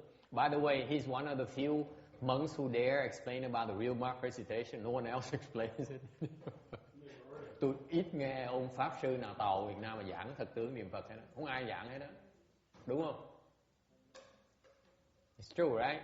Very rare to find Vietnamese or Chinese masters who explain about real mark recitation, including Master Shen Hua's hẳn disciples. Ngay mấy đệ tử họ Hằng ông Tiêu Hóa cũng không có giảng cái này. Ta hỏi tôi làm cái gì? So why do you ask me? Why do I ask you? Yeah. Because I want to know. Well, consult the other teachers. Maybe I I can don't. do it. Huh? Find out. Okay. So what did Master Shen Hua say? Ông Tiêu Hóa nói sao? Danny, what does Master Shen Hua say? Yes? Just repeat it. It's all right. Whatever you remember from his explanations. There's a Buddha root form, Randy. Right? He explained that in Buddha root form. I don't know. I only thought that there was only 3. I never heard of real mark. And I read that book and I loaned it to Roberta, so I don't have it right now. Excuse.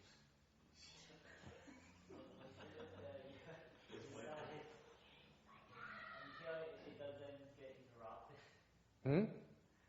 If it doesn't get interrupted. Shall we leave it as a topic of discussion in the future so that you have more time to do research or what?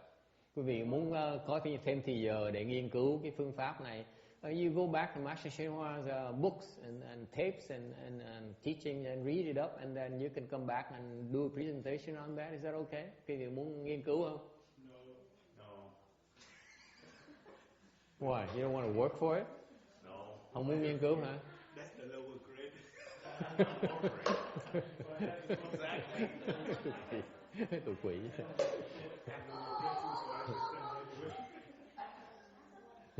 Let the master, put the master to work, right? Để thầy làm chứ còn mình tôi cho mệt hơn. Could that be like when you always hear the Buddha's name in everything? Hey Danny, there's a Buddha root farm in the back somewhere, and with those 2 rooms. It's online. It's online. Buddha root form is online. For text or for You can refer them to the Master Shen Hua's explanations of the real mark Buddha recitation.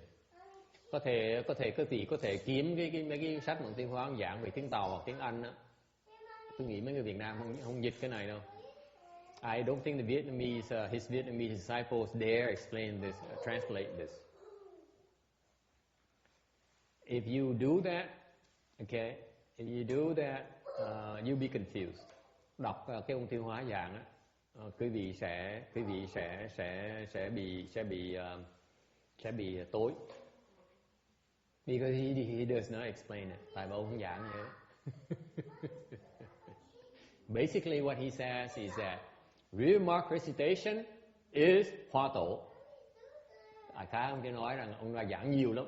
Cuối cùng nói là cái thật tướng niệm Phật là tham thờ đầu. Which I disagree. Tôi không đồng ý chuyện đó. Hoa Tổ is the Hoa Tổ, the meditation Dharma, where you sit there and say, who's reciting the Buddha's name? You sit there and contemplate that. And that's not real mark recitation, by the way. But he explains that. This is why his disciples, none of them explain about real mark Buddha recitation. Tại vì ông giảng nhưng mà tôi không đồng ý với ông. Thành ra mấy đệ tử ông không người nào giảng về cái thật tướng niệm Phật hết. Okay. Real mark Buddha recitation. Excuse me. Cái thật tướng niệm Phật á là the highest form of practice. Cái thật tướng niệm Phật là cái phương pháp niệm Phật mà nó cao lắm. Cái cao nó chỉ dành cho những người giác ngộ mới tu được. It's only reserved for those who are enlightened. So when, to me, I cannot gauge Master Hsien Hua's mind. I cannot read his mind. But the reason I think that he explained this as the Hoa Tổ is that to encourage people to do the Hoa Tổ, but it's not really Hoa Tổ at all. Hoa Tổ will bring you there. Thành cái ông Thiên Hóa, tôi đoán rồi, tại tôi không biết tôi cũng đọc được cái ý ông Thiên Hóa. Thì tôi nghĩ ông Thiên Hóa khi ông giảng cái thật tướng này, ông nói là thật tướng này là tu cái tham thọ đầu á, là ông chỉ khuyến khích người ta tu tham thọ đầu thôi, chứ không phải tham thọ đầu. Tại tu tham thọ đầu á, thì nó dẫn tới mình cái pháp môn là thực tướng niệm Phật, chứ không phải là sao?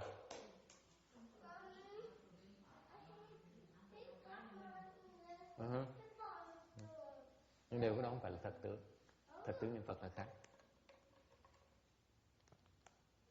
Okay, so after you become enlightened, then I explain it to you. Sau khi mà giác ngộ rồi tôi giảng cho. Before that, I can't explain it to you. Không chưa giác ngộ giảng cái gì cũng được. This is why Master Hsien Hoa did not explain it. Bởi vì tôi mới nói là ông Tiêu Hóa không giảng, ông không giảng cái thật tướng niệm Phật như vậy đó. 3 weeks maybe. Just like that month, huh? Okay, anything else? Okay. Is Danny back with his Buddha root form thing? You know, this is where this is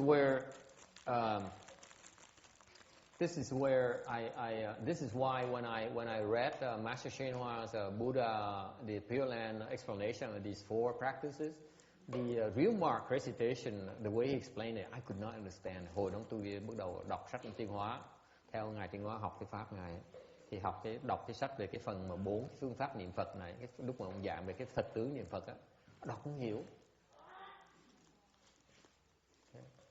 Không cách nào hiểu được hết.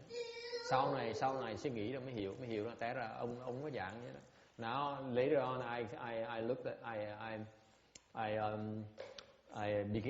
then I understood that he did not explain it. He only was trying to encourage us to practice his Dhamma door, but he did not explain it. Okay.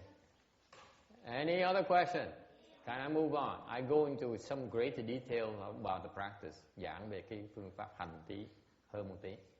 Last year, trừ khi quý vị có mấy cái thắc mắc gì khác.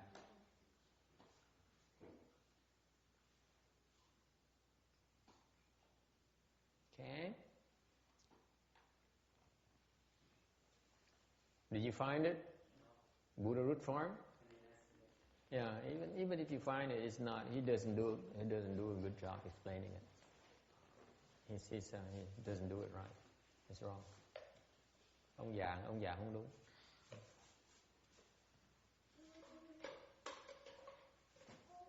Practice requisite nó rõ hơn tí về cái phần hành. Okay.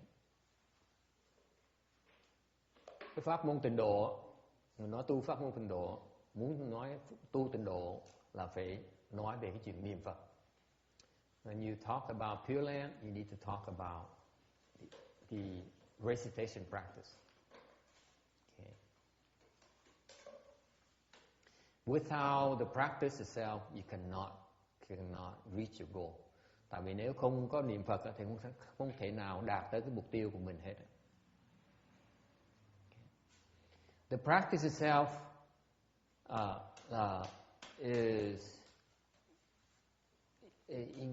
includes rigorously practicing so that you generate a practice kung fu. Tu cố gắng tu để mình có một cái tu lực. Okay. And you cannot get the practice unless you first you have a deep faith and then you make earnest vows. Okay. Thì trước khi mình hành được thì mình có được cái thâm tâm, cái lòng tin, lòng thâm tín. với mình làm cái nguyện vọng mà thiết tha. Okay, and you need these three things, like a three-legged sensor. Cái yếu tố này giống như một cái lư hương vậy, cần ba cái chân. If you miss one of them, then your Pureland practice will fail. Nếu thiếu một trong ba cái chân này thì cái pháp môn tịnh độ, tu hành pháp môn tịnh độ mình sẽ thất bại. Okay? Page 28. 28, tấm 28. So practice has two, phenomenon practice or nomenon practice. Thực hành nó có sự hành hoặc là lý hành. Okay.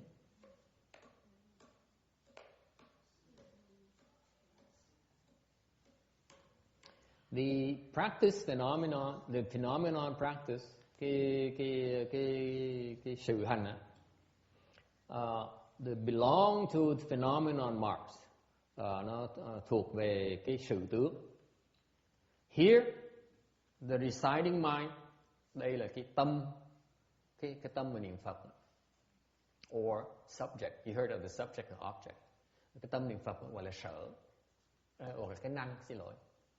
Nghe nói năng sở chưa? Have you heard of subject and object before? Yes. Nẫn sủa. Okay, this is the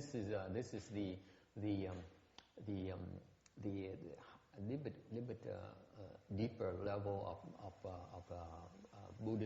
Buddhist theory. Cái này là cái Phật cái giáo lý Phật pháp nó hơi sâu hơn một tí. So I want to expose you to these deeper principles. Giảng cái vị sơ về những cái Phật lý, giáo lý nó nâng cao, nó sâu hơn một tí. This residing mind có cái gọi là cái năng. Cái năng là cái nẫn is the thing that can reside. Okay. The residing mind is the subject, meaning the being who can reside. Okay, who's able to reside. So it's called subject. And what is resided is the opposite, is the opposite of that, the opposite end. Về cái đối tượng mình đó, là cái sở. It's called object. Is the Buddha being resided. Sở là cái mà người vị Phật mình đang niệm. Is that clear? So you should no longer be surprised or confused about these concepts of subject and object. Okay, it's very clear in Buddhism. Nên cái giáo lý Phật giáo nó có cái năng, cái sở rất quan trọng. Nẫn sủa. Okay? So, nẫn meaning yourself. Nói cách khác,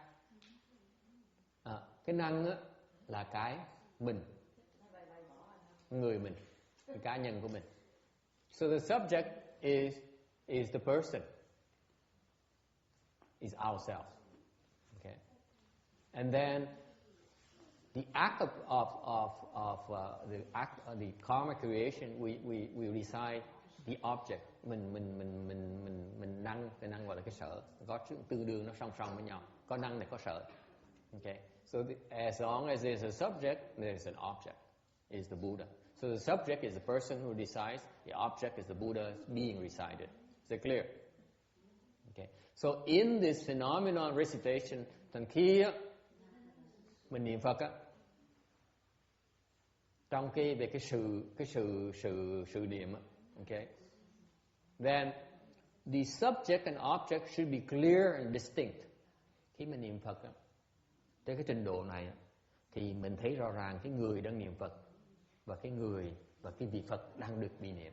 So you see clearly that you should be aware, clearly aware of the fact you are reciting Amitabha's name. Only two things there. Chỉ còn hai cái thôi, cái năng và cái sở thôi. Is that clear? Alright. When you only have those two things, khi mình có được còn một người niệm với vị Phật đang bị niệm, đang được niệm, thì còn chỉ hai cái thôi, thì hai cái nó nhập thành một. So what happened is, okay, I'm describing to you a state here of cultivation. Đang giảng cái trình độ tu hành đó, là khi mình niệm Phật tới trình độ lần đầu. What happened at first when you first recite the Buddha's name, bắt đầu mình niệm Phật á, cái tâm mình nó loạn dễ sợ lắm. Your mind is full of junk. Okay, so you recite the Buddha's name, you think about chicken meat for dinner. Như đang niệm Phật á, mà đang nghĩ tối nay sẽ ăn vợ sẽ cho mày ăn thịt gà. Okay, thành cái đó là mình có cái loạn tưởng trong. Your mind is scattered. Mình so you keep on reciting, cứ niệm Phật hoài, tiếp tục niệm từ hồi nãy mình nói như là mình nói càng niệm Phật từ ngày cái tâm mình nó càng lắng xuống. So the more, like we said earlier, the more you recite the Buddha's name, the more your mind clears up. Okay, so eventually cứ niệm hoài đến trình độ niệm lâu đến when you recite long enough, then suddenly you only have two things left. Niệm lâu đến độ mình chỉ còn hai cái còn lại thôi, là mình với Phật thôi. You only see the subject and the object. You reciting a Buddha's name. That's all you have left. Chỉ còn thấy chừng nữa thôi. Then the two merge into one. Đó hai cái nó hợp lại thành một, mới gọi là cảm ứng. You don't have a visualization of No. just know it's just you and the sound. Just you and the sound. Just you and the sound. That's it. Okay. Thì lúc đó cái tâm với Phật đó, nó tương ưng với nhau. Okay. Then you see that mind is no different from the Buddha. The Buddha is not different from the mind. Mình mới thấy rằng cái tâm niệm Phật mình là Phật, Phật mình cũng là tâm của mình thôi.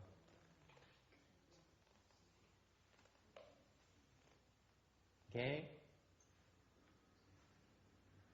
Any questions? Ai thắc mắc gì không? Còn một thôi. In other words, you only see one. You and the Buddha are not different. Lúc đó mình tới cái cảnh giới mình thấy rằng mình và Phật không khác nhau gì hết. Mình là Phật, Phật là mình. Okay. And lúc đó mình còn một cái tư tưởng thôi. Then you have one thought left. You think of the Buddha only. Không còn cái năng nữa, chỉ còn Phật thôi. Tại năng sở nó giống nhau mà. Because at that point in time, the subject and object merge into one. So you only have one thing left, is the Buddha. Còn lại một Phật thôi. Any questions? Ai nghe giảng được như vậy chưa? Anyone explain it to you this way before?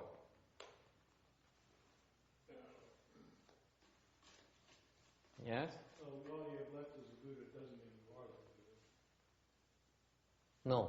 But that's your own possession. The practice is at the point where when in your mind there's only one thing left, the Buddha's name. Nothing else. And that's when you achieve the samadhi that you're talking about. Okay? That's my question. Is that achieving the samadhi or is it? Hang on. Okay. Let me see where I put it. I don't remember where I put it. He's a Hollywood writer. He's going to drag the story out. Come on.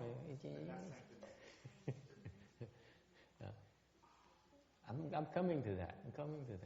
Từ hỏi như vậy gọi là tam muội chưa? So whether you walking, standing, sitting or lying,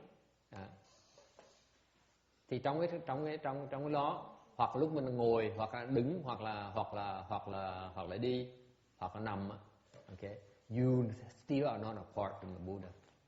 Cái ngồi trong mình với Phật vẫn mình không có xa Phật, không có khác gì Phật hết. Okay. And your concentration will dispel all the false thoughts. Khi mà chú tâm đến độ những cái vọng tưởng nó không lên nữa. Okay? So you have to be patient. If you go there and say, "Hey, where am I?" Then you're not here yet. See, you don't even have a thought of, is this samadhi yet? Okay? When you arise that thought, then you have not dispelled the false yet. Does it answer your question? Hồi nãy ông hỏi như vậy, hồi nãy ông hỏi là như vậy, tôi nhập niệm Phật tam muội, tôi trả lời rằng nếu như ông vào cái cảnh giới đó mà ông còn nghĩ là mình có hỏi cái tư tưởng nó nhảy lên là mình đã niệm Phật tam muội chưa, là mình chưa tới cái cảnh giới này, là chuyên tâm mà không trừ được cái vọng. Okay? Because it will happen, by the way. You sit there and recite and you say, oh my God, and this is cool. I have one Buddha's name here. Okay? I must be the recitation samadhi. See how precise this is. Thấy mô tả nó rõ ràng dễ sợ. Tại vì quý vị niệm Phật trong lúc nào đó sẽ niệm Phật nó chuyên đến cái độ mà mình cứ tưởng rằng là mình chỉ còn Phật thôi. Cái tư tưởng nó nhảy lên, vọng tưởng nó nhảy lên, cứ nói cái này chắc là tam muội, cái này chắc là tam muội rồi. Anyone ever happened to anyone? Ai xảy ra chuyện này chưa? Okay, it will. Don't worry. Từ từ sẽ tới đó. Okay. Then the mind is like a frozen lake. Thì lúc đó cái tâm mình giống như là cái hồ nó bị đông lại thôi. See, you have to appreciate the beauty of the precision of all this information. Quý vị không phải thưởng thức cái sự chính xác của cái sự mô tả của cái cảnh giới này. And it's all comes free mà không tốn tiền. Tại vì kiếm không ra đâu. Okay. And then the Buddha becomes lúc đó Phật giống như là the autumn moon illuminating empty space. Đó, Phật giống như cái Phật, cái chữ Phật mình đang hướng về đó. Cái vị Phật mình đang hướng. The Buddha you are reciting is like a autumn moon that illuminates empty space. Nó sáng nha. Đó. Cái gì mà nhìn phía nào nó còn sáng như thế. Giống như Phật là thành một cái trăng trong mùa thu mà nó chiếu sáng tất cả không trung. Okay, you really want to get a copy of this because quý vị trở về rút copy cái file này, tại vì lúc này cái này là cái quá trình đó nha. I'm describing to you these things, these milestones here. Okay. Okay. As clear, pure and moving.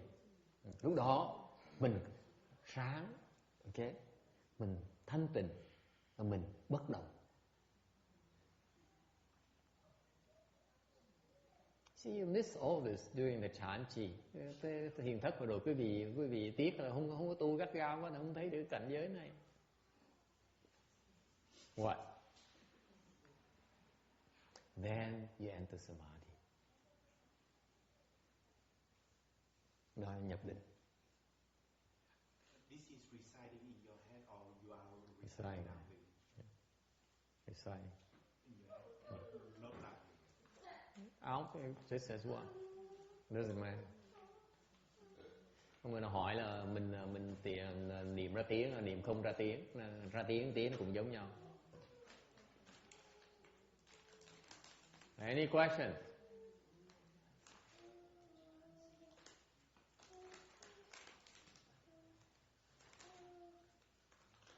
Routine, you got it? Huh? Easy, right? No problem. Cái tu nó dễ. You see how easy the recitation Dharma door is. Okay. Thành có một cái người khi mà quý vị tới cái cảnh giới này á, là làm thơ ngay lập tức. When you go to this state, and then you probably will start making poems. Like there's a poem that says. Có cái thơ nói như là my mind is like an autumn moon. Lúc đó có mới nhớ được cái bài thơ nói là cái tâm của tôi á giống như là cái trăng trong mùa thu, green, full and pure and clear. Thấy được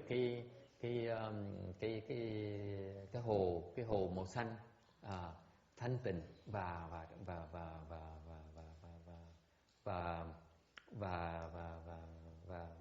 thanh tịnh.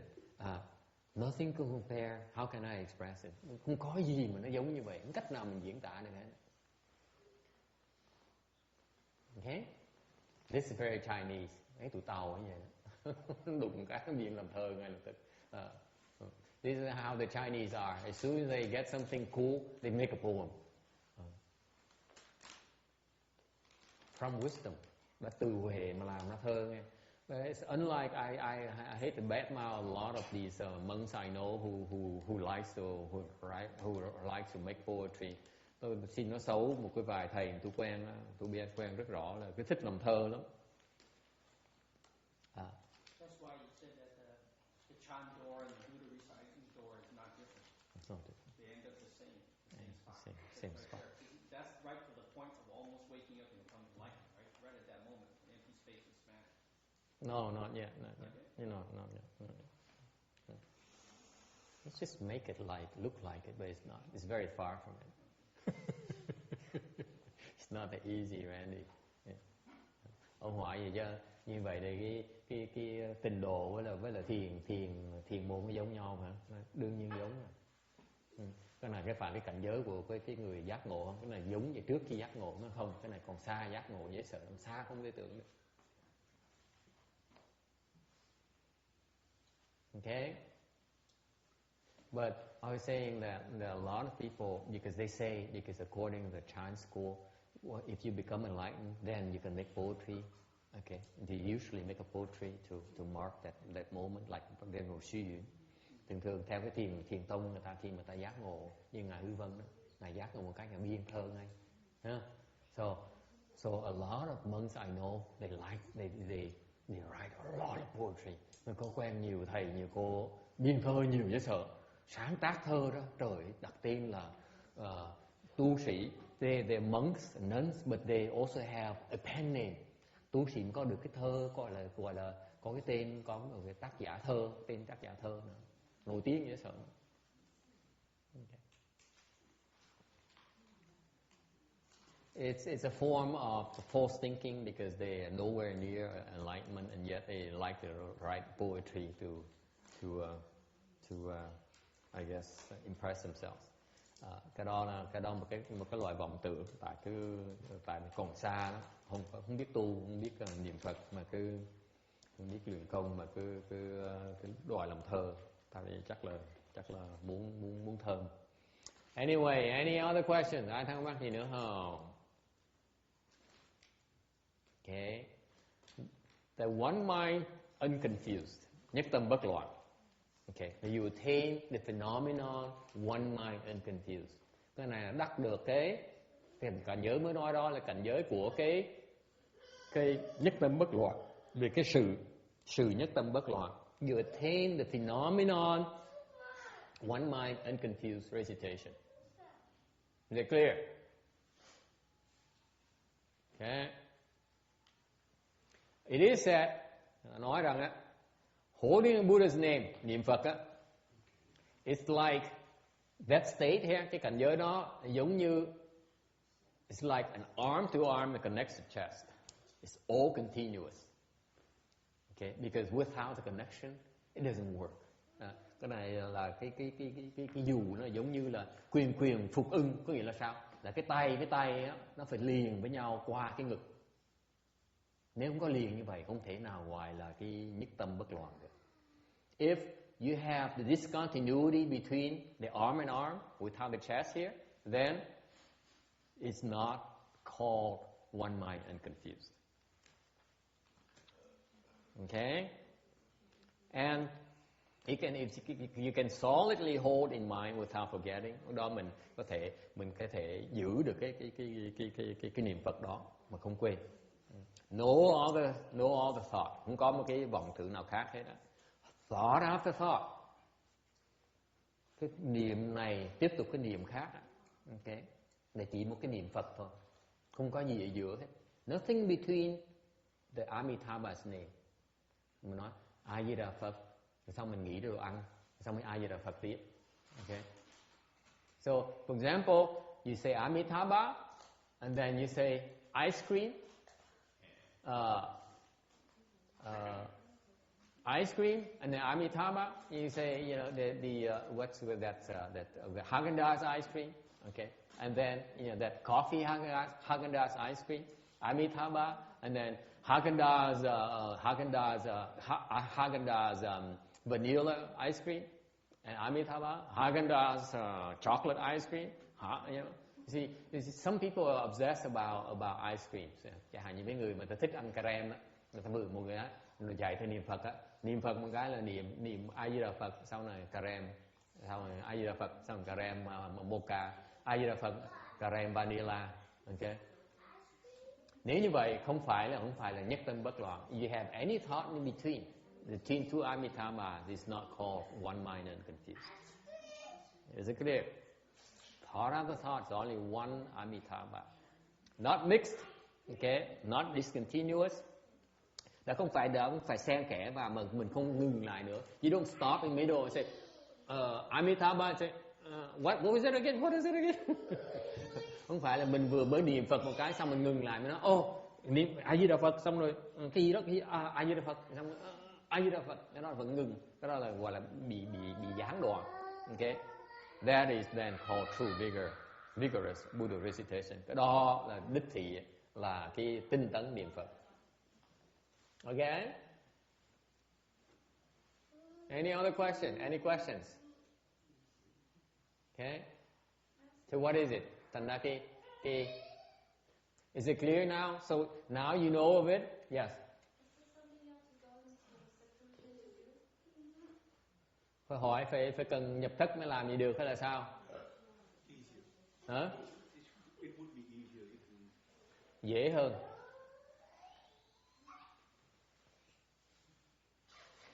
Yeah, okay. You don't need to go to seclusion.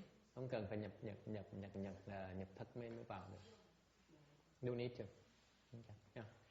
Thầy, nếu mà người ta niệm Phật á, niệm rồi cái ngừng đó, ngừng rồi cái người ta đi tới đâu cũng có cái tiếng niệm Phật ở trong lỗ tai người ta. Cái đó là sao? Thì cái lỗ tai nó nghe thôi chứ đâu có gì đâu. Nó đi tới đâu nó nghe cái niệm Phật hết trơn. Một thời gian nó mất mà. Nó mất thôi. Cái cảnh giới đó không có gì đặc biệt. Một cái cảnh giới thôi. He says you recite the Buddha's name and then you stop and then you walk wherever you walk, you can hear the recitation. It's just like probably someone turned on that stupid machine back there. Chắc là có người nào lúc mình niệm Phật xong người ta đùa, ta bật cái máy sau lưng mà mình không biết. Cái máy mà về ghét ở sau lưng này nó. Không biết là nó đi tới đâu mà nghe cái cổ sợ quá chừng cái cổ. Tại vì cổ nói con này con nói nè, cổ đi chùa thì cổ mới đi thỉnh cái niệm Phật cổ nghe rồi cổ đi tới đâu cũng nghe cái niệm Phật ở trên nó, cổ sợ quá chừng nó trời đất ơi chắc bị tổ quá nhập ma. No. She says someone came to the temple and asked for the transmission of Buddha recitation. She stopped reciting and then suddenly she keeps on hearing the Buddha recitation, so she was very frightened. I said, có gì mà lo hết, chuyện có gì đặc biệt hết. It's not a big deal. Okay. Any other question? Ai thắc mắc gì nữa không? Cái đây là cái mục tiêu muốn tới. This is where you want to get at. Muốn niệm Phật phải tới cái cảnh giới này. Okay? Got it memorized? Nhớ thuộc lòng chưa? I see all these slides here. Thấy thuộc lòng nha. 3 slides. 4 cái. Just memorize all this. Easy. No big deal. Okay? Any questions? Rất giản dị. Okay? Let me summarize it for you. Because if you sit there and you say, oh, the autumn moon reflecting, illuminating empty space and frozen lake, and then how can I describe this? Cái gì ngồi đó niệm Phật xong rồi cái ông thầy sao mà ông khó quá, ông bắt tôi thuộc lòng bốn cái slide, 4 cái tấm này luôn. Phải thuộc lòng cái gì? Thuộc lòng là cái tâm là giống như là cái nguyệt thu nguyệt, giống như cái mặt trăng mùa thu, rồi nó chiếu sáng cho cái không trung, rồi mình cứ tiếp tục tu nè, đứng nằm ngồi, mình không quên cái cảnh giới này. Nó giống như cái bờ hồ, nó đông mặt nước lại, nó đồng lại, nước nó không có chảy nữa. Rồi ông còn nói về cái chuyện crème nữa. And not only talk about frozen surface of the lake, he also talk about Haagen-Dazs ice cream.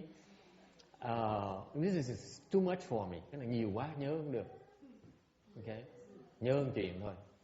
Okay, this is where you only have to remember one thing. The samadhi and nature samadhi have only one thing left. Amitabha. That's it, nothing else. Chỉ cần nhớ lại lúc mình niệm tới cái tam muội này, mình chỉ còn một cái A Di Đà Phật thôi. A Di Đà Phật, A Di Đà Phật, A Di Đà Phật, A Di Đà Phật, A Di Đà Phật, A Di Đà Phật, A Di Đà Phật, không còn gì nữa. Nó liên tục. You only see one Amitabha after another. That's it. Nothing else.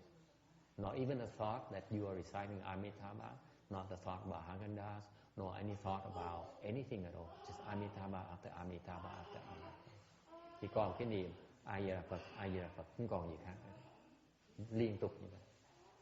Nó thành ra một cái A Di Đà Phật thôi. Một cái khối A Di Đà Phật thôi. You only see one block Amitabha. That's it. Dĩ phiền Amitabha Phật. That's how the Chinese describe it. Người Tàu diễn tả hay, người Việt Nam không có.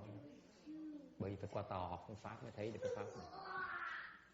Pháp Tàu nói rằng một khối A Di Đà Phật. Is it clear? Dĩ phiền Amitabha Phật. A block. Dĩ phiền Amitabha Phật. Tiếng Anh thuận mà. It's only one block. Không phu sao? Chẳng phiền. Chẳng phiền, tuệ.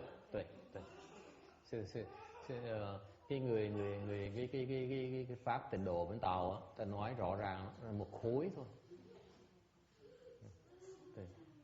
Còn Việt Nam mình á, không có hiểu được cảnh giới là thành ra không có truyền lại cho bên tịnh độ Việt Nam. The Vietnamese they don't have it yet. Only Chinese got it. This is again my proof that the Vietnamese, the Pureland is. Bởi vậy tôi cái bằng cớ tôi nói cái đó là Việt Nam, tịnh độ Việt Nam quá xòa.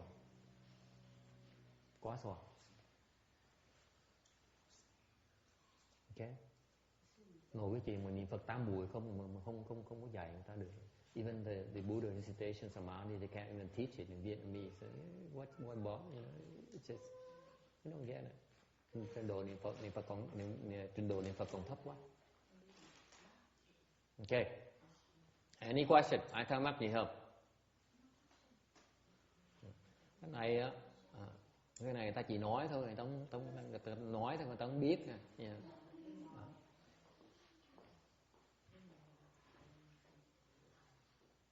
People talk a lot. They don't get this. Okay. Anyway, anyone? Any questions? Yes. Referring to the earlier example you gave about the Haagen-Dazs. before that, it's about you said Wolf were practicing the Pureland, and you said he reached the fourth. And you had Fourth dhyana, yes. Yeah, it's like after a long time, only fourth dhyana. Because he's lazy. He's lazy. I'm using. I didn't want to use John because I didn't want John to feel any worse. Chỉ ra tôi dùng ước. Yeah. So what's your question? Is it too long? No.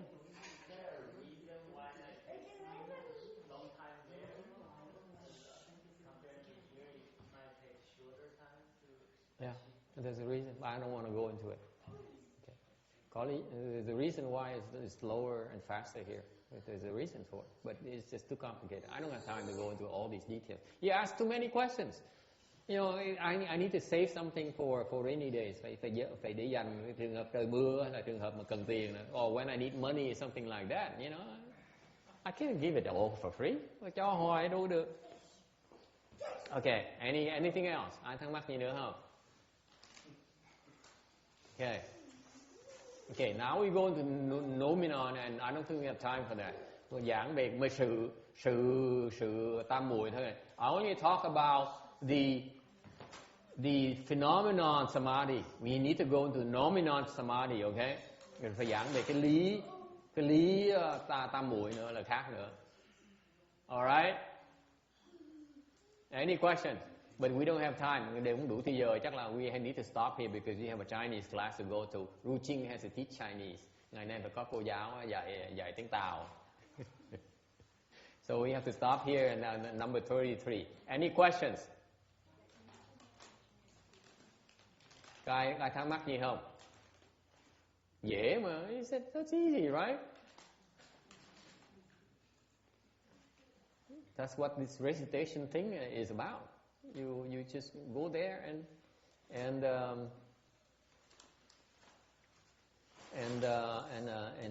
enter samadhi. That's all.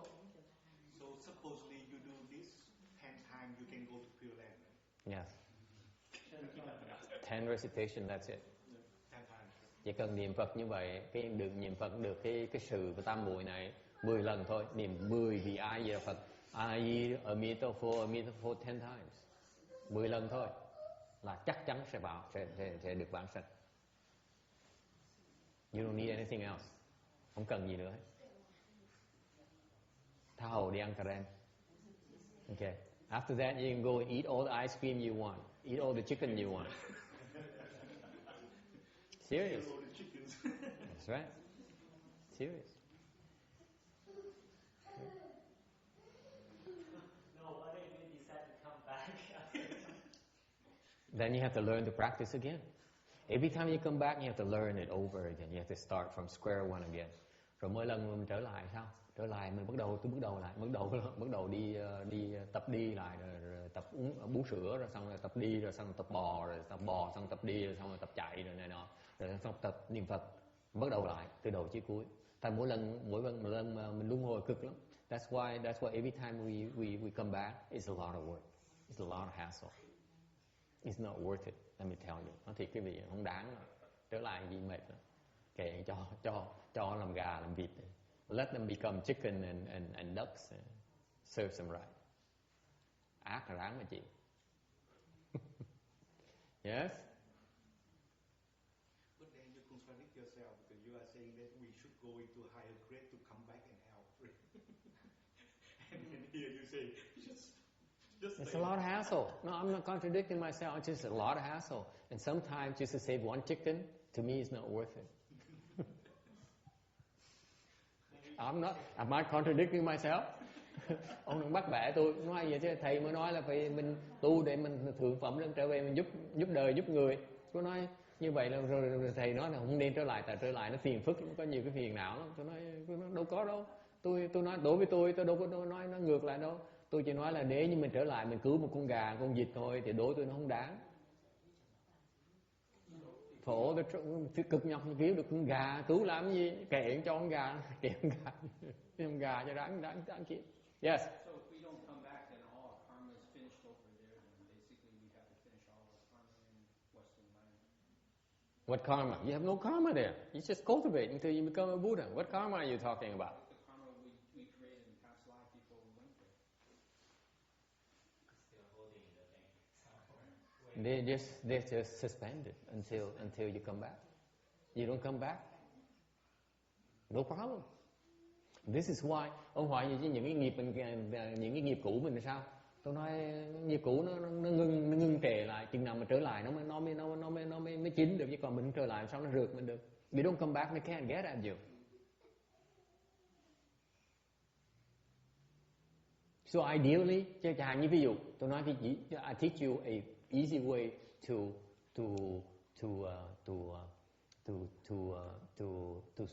good scam here. Tôi nói cái gì một cái phương pháp để mà quỵt người ta. Okay.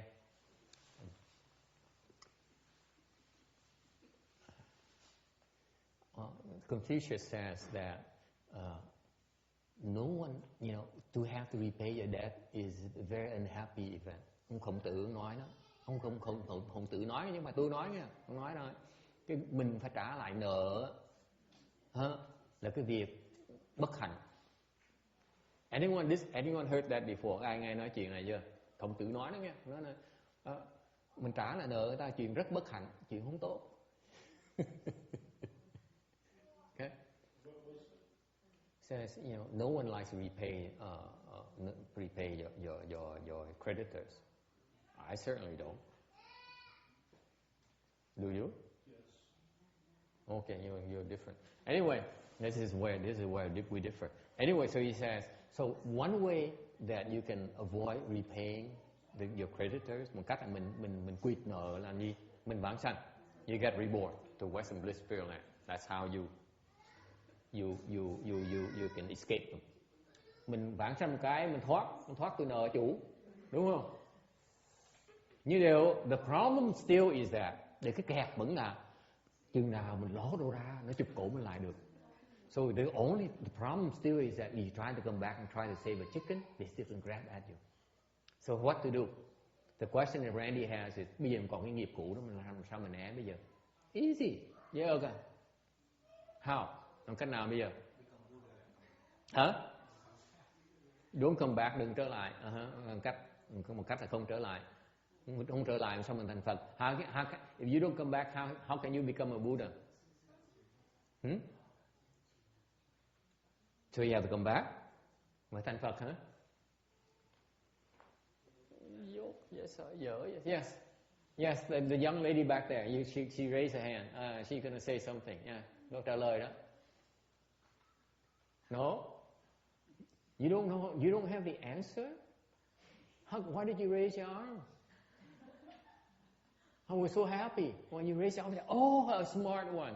Mà mình giơ tay, tôi mừng như sao ta? Có người thông minh. Sao bây giờ? Anyone? We have so many though, Amy. I mean, there's too many of them. I don't know about you, but I know I have so many. Okay. Cô nói là mình cứu mấy địch thủ mình trước. Tôi nói tôi không biết cô sao, địch thủ tôi nhiều quá, tôi cứu không xuể. Yeah, yes. Be patient until you have enough wisdom and come back. But they still get at you though. If you come back, they're waiting, right? As soon as you walk in, as soon as you walk into your mother's womb, ngoài vậy mà đợi khi nào mình đủ, mình kiên nhẫn đợi khi nào mình đủ trí huệ mới trở lại. Tôi nói không có, vấn đề là trí huệ không trí huệ gì đó không quan trọng. Một khi mình chui vào, bước đầu vào thai mẹ mình á, nó chụp cổ mình ngay lập tức, ngay từ thai mình nó chụp cổ rồi. You don't you know? They get you at the moment you get to your mother's womb.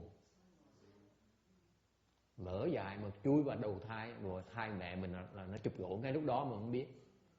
Làm sao bây giờ? Làm sao quỳ?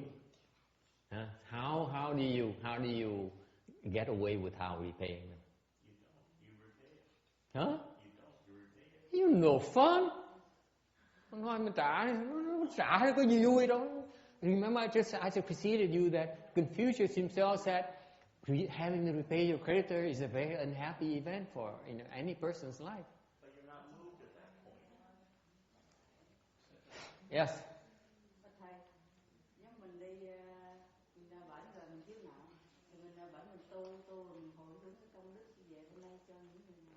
Hồi hướng mà nó không nhận sao? Hồi hướng mà không nhận sao? Ở Mỹ đó, ở Việt Nam mình qua bên Mỹ mình mắc nợ người ta mình đi qua. Nó không nhận sao? Có hồi hướng cho người ta.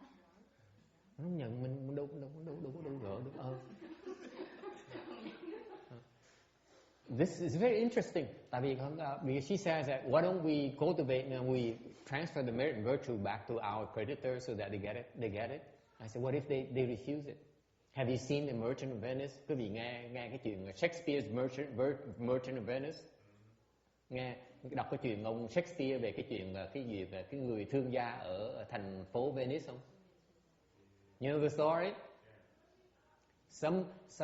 The merchant, một cái người thương gia ở thành phố Venice cần mượn tiền, người bạn mượn tiền, and then he's a Venetian, cái người Venetian, he borrowed from a Jewish usury lender.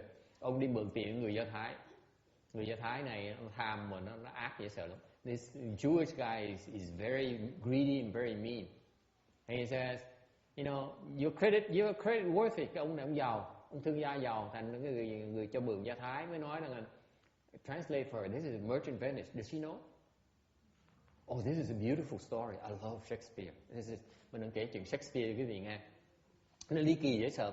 Okay, so the Jewish guy is extremely mean and greedy. Okay, but he says, you know, you Venetian, you are credit worthy. I lend you money. Ông nói, người Do Thái nói cho mượn tiền, nói ông giàu có, không? Ông giàu có, ông nổi tiếng, ông người đàng hoàng, tôi cho mượn tiền, không sao hết, mượn tiền. Okay, mượn tiền với điều kiện. So he borrowed it for 3 months, mượn 3 tháng thôi. Sau 3 tháng mới trả lại. Okay. So after 3 months you have to repay it back. And if you don't repay it, if you default on this loan, nếu như mà ông không trả tôi sau 3 tháng á, tôi đòi nợ. You have to pay. I put you on default. Okay? What's the penalty? Bị phạt là gì? What's the penalty, Randy? Pound of flesh. Sau 3 tháng mà không trả kịp 3 tháng á, không trả nợ lại á, thì phải trả với một cái ký thịt. Đi cái chân đó thôi. That's all. Xui xẻo ông thương gia này làm ăn thất bại, 3 tháng trả không được. So the merchant ran into some bad luck, and after 3 months he could not repay the loan. At the same time, song á, lúc đó sau 3 tháng trả không nổi, xui xẻo trả không nổi, thì song nữa những cái người nợ chủ Do Thái này, cái chuyện bất hạnh nó xảy ra, ông oán hận cuộc đời. Something happened, very bad happened to this Jewish guy. He became very resentful. Okay, and he insists on the pound of flesh. Ông đòi một cái ký thịt thôi. So he took him to court. Ông người Do Thái này mới đem ông ra tòa án. Okay, xong đòi nợ. Ông đem theo cái dao. He brought along with him a very sharp knife. He goes, gặp trước con tòa, ông đứng, ông vừa nói chuyện vừa mài dao vậy. He was going like this the whole time he was talking to the judge. He's sharpening his knife, licking his chops, because he wants a pound of that man's flesh. Ông muốn cắt một cái ký thịt của ông kia. Cắt chỗ nào? Cắt những cái tim. He wants to get a pound of flesh where his heart is. Yeah? Luckily for the merchant, cái ông thương gia này, ông hên dễ sợ. Người bạn thân ông á, his best friend came to his rescue. You haven't heard this story before? Chưa nghe chuyện này hả? You're such ignoramuses. Yes, I can't believe it. Shakespeare. Have you heard Shakespeare before at least? Và nghe nói ông Shakespeare không? What will you have here? A bunch of ignorance or what? God, sao mà dốt dễ sợ. Shakespeare, you heard of Shakespeare, right? So this guy here, I'm giving up on you. You might as well give up the rebirth thing, as hope, because there's no hope for you. Okay. Okay, because this guy, his best friend came to his rescue and said, I'm going to pay you back twice the amount the guy owes you. Ông bạn thân ông mới tới cứu ông, nói là bây giờ tới cái chủ nợ Do Thái, nói là bây giờ tôi trả gấp đôi cái tiền ông nợ này, tiền ông nợ. Okay. Guess what happened? Chuyện gì xảy ra? Ông Do Thái nói, không chịu, không cách nào chịu ấy. Cái ông kia, cái ông bạn thân mới nói, so his best friend says, how about 4 times, thay vì gấp đôi á, gấp 4 luôn. Nói chịu không? Không chịu. Still refuses. What about I give you my entire fortune? Tôi nói, hay vì tôi cho hết tất cả của cải tôi đó. Tôi giàu vậy sao? Ông bạn giàu vậy sao? His man is very wealthy. The Jewish guy said, người Do Thái không chịu, mà cứ mài cái dao thôi. Sorry.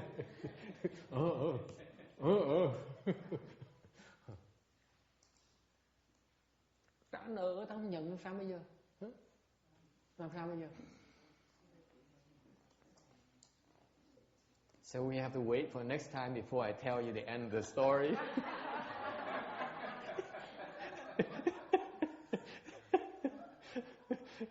But because of time constraints, tại vì thì giờ nó eo hẹp. We have a Chinese class to go here. You'll forget that he brought in a scale too, right? Yeah, of course. That's the next part. That's the following. You see? Chuyện nó hay dễ sợ. Ông Shakespeare, ông kể chuyện hay dễ sợ, ly kỳ dễ sợ. I highly recommend Shakespeare, guys. This guy knows how to tell stories. This is a beautiful, isn't it, huh, Randy? Such a beautiful story. Full of love and tragedy and hay dễ sợ. Anyway, let me go back to my point about how can you not have to repay? Làm sao mà không trả nợ bây giờ? That's the main thing. It's not about Shakespeare. I'm not about Shakespeare. Tôi không dạy về cái thơ ông Shakespeare. Tôi không dạy về cái tịnh độ. I'm teaching you about Pureland today. Okay? How? Did you raise your hand again? She was going like this. I said, oh. She keeps on confusing me. Okay, hey, little girl, you sit on your arm, okay? It's the same hand. She has a tick or something with her hand. Anyway, sao trốn nợ bây giờ? How can you manage not to repay your creditors? Sao trốn nợ? Easy. And this is where you lack wisdom. Cái gì thiếu trí huệ dễ sợ luôn. Dạy cái sao? How long have you been with me now? Tu với tôi bao nhiêu năm rồi vẫn chưa không có trí huệ hết vậy? Hả? Easy, very easy. Dễ ợt à. You make your own Pureland. Mình tự tạo với cái tình độ của mình. Sao tới nó đòi mình được? You never get out of your Pureland. Không bao giờ mình rời cái tình độ của mình hết. Không cách nào nó tới nó đòi nợ mình được hết.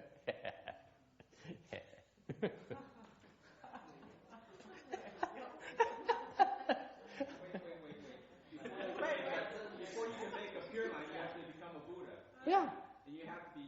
Yeah, you become Buddha in your own Pureland. Yeah, but you have to become Buddha. In order to become Buddha, that means we have to clean all our karma. No. You become a Buddha in your own Pureland. See? How clever? See? How devious I can be? thấy tôi, quý vị thấy gian, quý vị đòi gian với tôi, thấy tôi gian dễ sợ. You see how devious I can be? You guys try to outsmart me. See, I outsmarted all of you already. Ngày hôm nay tôi chứng minh quý vị là chưa gian bằng tôi. Right. No. When you become a Buddha in your own Buddha land, so you never have to venture out your own Buddha land. You never have to repay anyone. See, that's what I plan to do. Trong tương lai tôi sẽ tính làm như vậy đó. Bây giờ lo đòi nợ đòi trước đi chứ còn mà tôi mà đi vãng sanh một cái là tôi làm cái tịnh độ thôi, không cách nào mà đòi tôi được hết. What? Because he made an impure land. Ông nói ông đồng ý, ông nói thật Thích Ca Mâu Ni còn phải trả nợ. Tôi nói tại ông thật Thích Ca Mâu Ni dạy làm cái bất tịnh độ. Chứ làm tịnh độ sức mới nó đòi được. You see, I've been watching Amitabha and Shakyamuni and say, there must be a better way here. mình quan sát chứ. Tu phải có cái phương pháp hơn thầy mình chứ. You have to be better than your own teacher. I figure the only way to be better than Shakyamuni Buddha is to have my own Pureland. That's all. Cách duy nhất mà hơn Thích Ca Mâu Ni là mình có tịnh độ thôi, mình không tới chơi bất tịnh, không chơi bất tịnh. No thanks. Agree? Đồng ý không?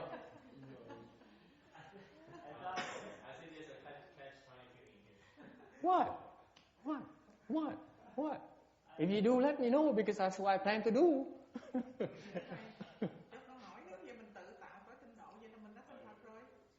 Thì mình thành Phật trong cái tịnh độ của mình.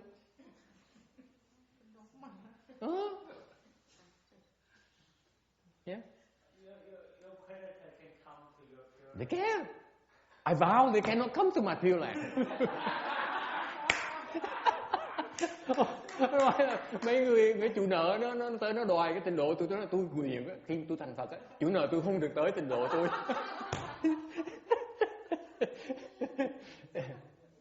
Well, see, someone appreciates my logic. Có người hiểu được cái thâm ý gì thâm sâu của cái pháp của tôi. Only the dumbest one appreciates your logic.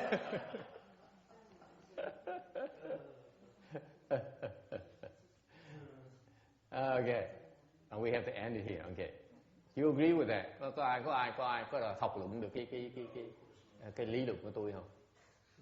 There's a catch somewhere. When you say stuff like that, it violates the basic principle of cause and effect. It's like No, it doesn't.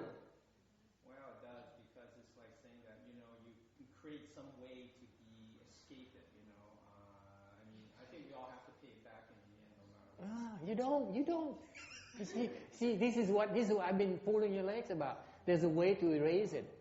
There's many ways to erase, but I'm not teaching those things because they cost money.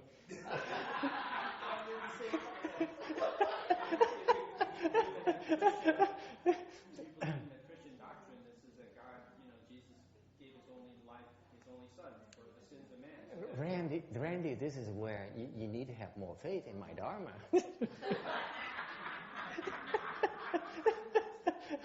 ông cãi với tôi, ông nói là như vậy đâu có luật nhân quả đâu, sao có cái chuyện mà mình mắc nợ mình không trả nợ. Tôi nói có chứ. Cái pháp mà mình quỵt nợ đó, thường tôi xóa nợ tôi không dạy nữa, tại dạy nó tốn tiền, tôi phải sặc tiền tôi mới dạy. Some things are not free. I'm unanimous about this. So wait a minute. So if I promise to pay you now, and you teach me all these things, and I become a Buddha, create my own Pureland, I can escape paying you now. Excellent. That's right. You better pay right now. I'm not giving you any credit. You're not credit worthy, my friend. Hey, I'm like a merchant of this. I'm good for it. No, you're not. Yes. Ông không đồng ý. Tôi nói pháp ta hay như vậy, ông phải có tìm cái pháp tôi một tí. Yes, Danny. Last chance before you leave for Paris for 2 months. Where are we going to get enough merit virtue for creating our own Pureland if we... Oh, you will. You go to Amitabha Pureland, you will have enough merit virtues to have your own Pureland. There's no two ways about it. It's not a problem. Yeah, but I think you can instruct yourself because you need a straight mind to cultivate, and then that's a devious mind. The seed is there, so it's always going to be a tainted Pureland. And because it's tainted, somehow those predators going to find your way. I gotta write a story. Some wormhole was created, and all of a sudden, all the creatures jumped in at one time. Cái ông Hoàng Cố, ông nói không đồng ý. Ông nói nếu như mà thầy tu mà thầy cái phương pháp thầy tu mà ngu toa mà đi quỵt nợ như vậy là cái trình độ thầy không thể nào trình độ được, gọi là bất trình độ, không cách nào trình độ được hết.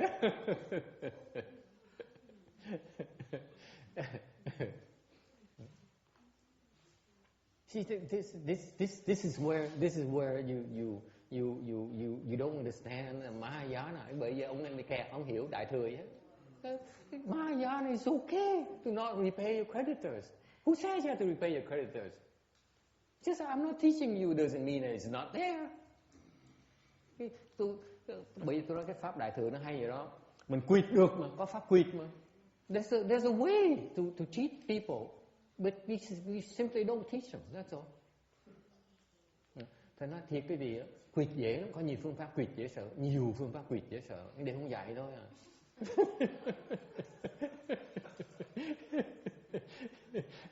There's so many, but I don't. It's not enough time or money. Không có đủ quý vị, không đủ thời giờ, với là không đủ tiền nữa thành nó. It's not enough money. I'm not seeing any money, so why should I teach you? Because if it's true in a sense that if you have to pay me to learn those things, then it's not free, is it? Tại vì nó thiệt ra nếu quý vị phải trả tiền tôi thì đâu phải là miễn phí đâu phải là quỵt được đâu, đúng không? Học phải trả tiền, học cái phương pháp quỵt đâu phải là quỵt nữa. Right? So it's true in that sense. That's why I can't give it away. Vì vậy tôi không cho miễn phí được như vậy đó.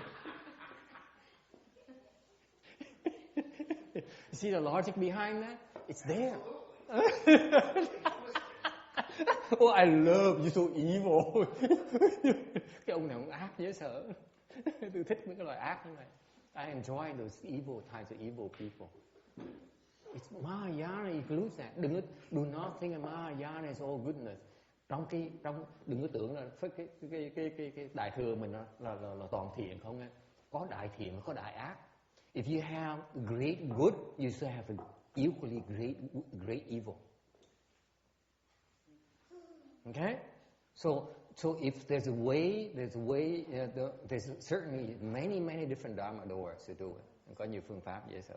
Vậy thôi, ngày này thầy mệt rồi. Today I feel a little bit tired already.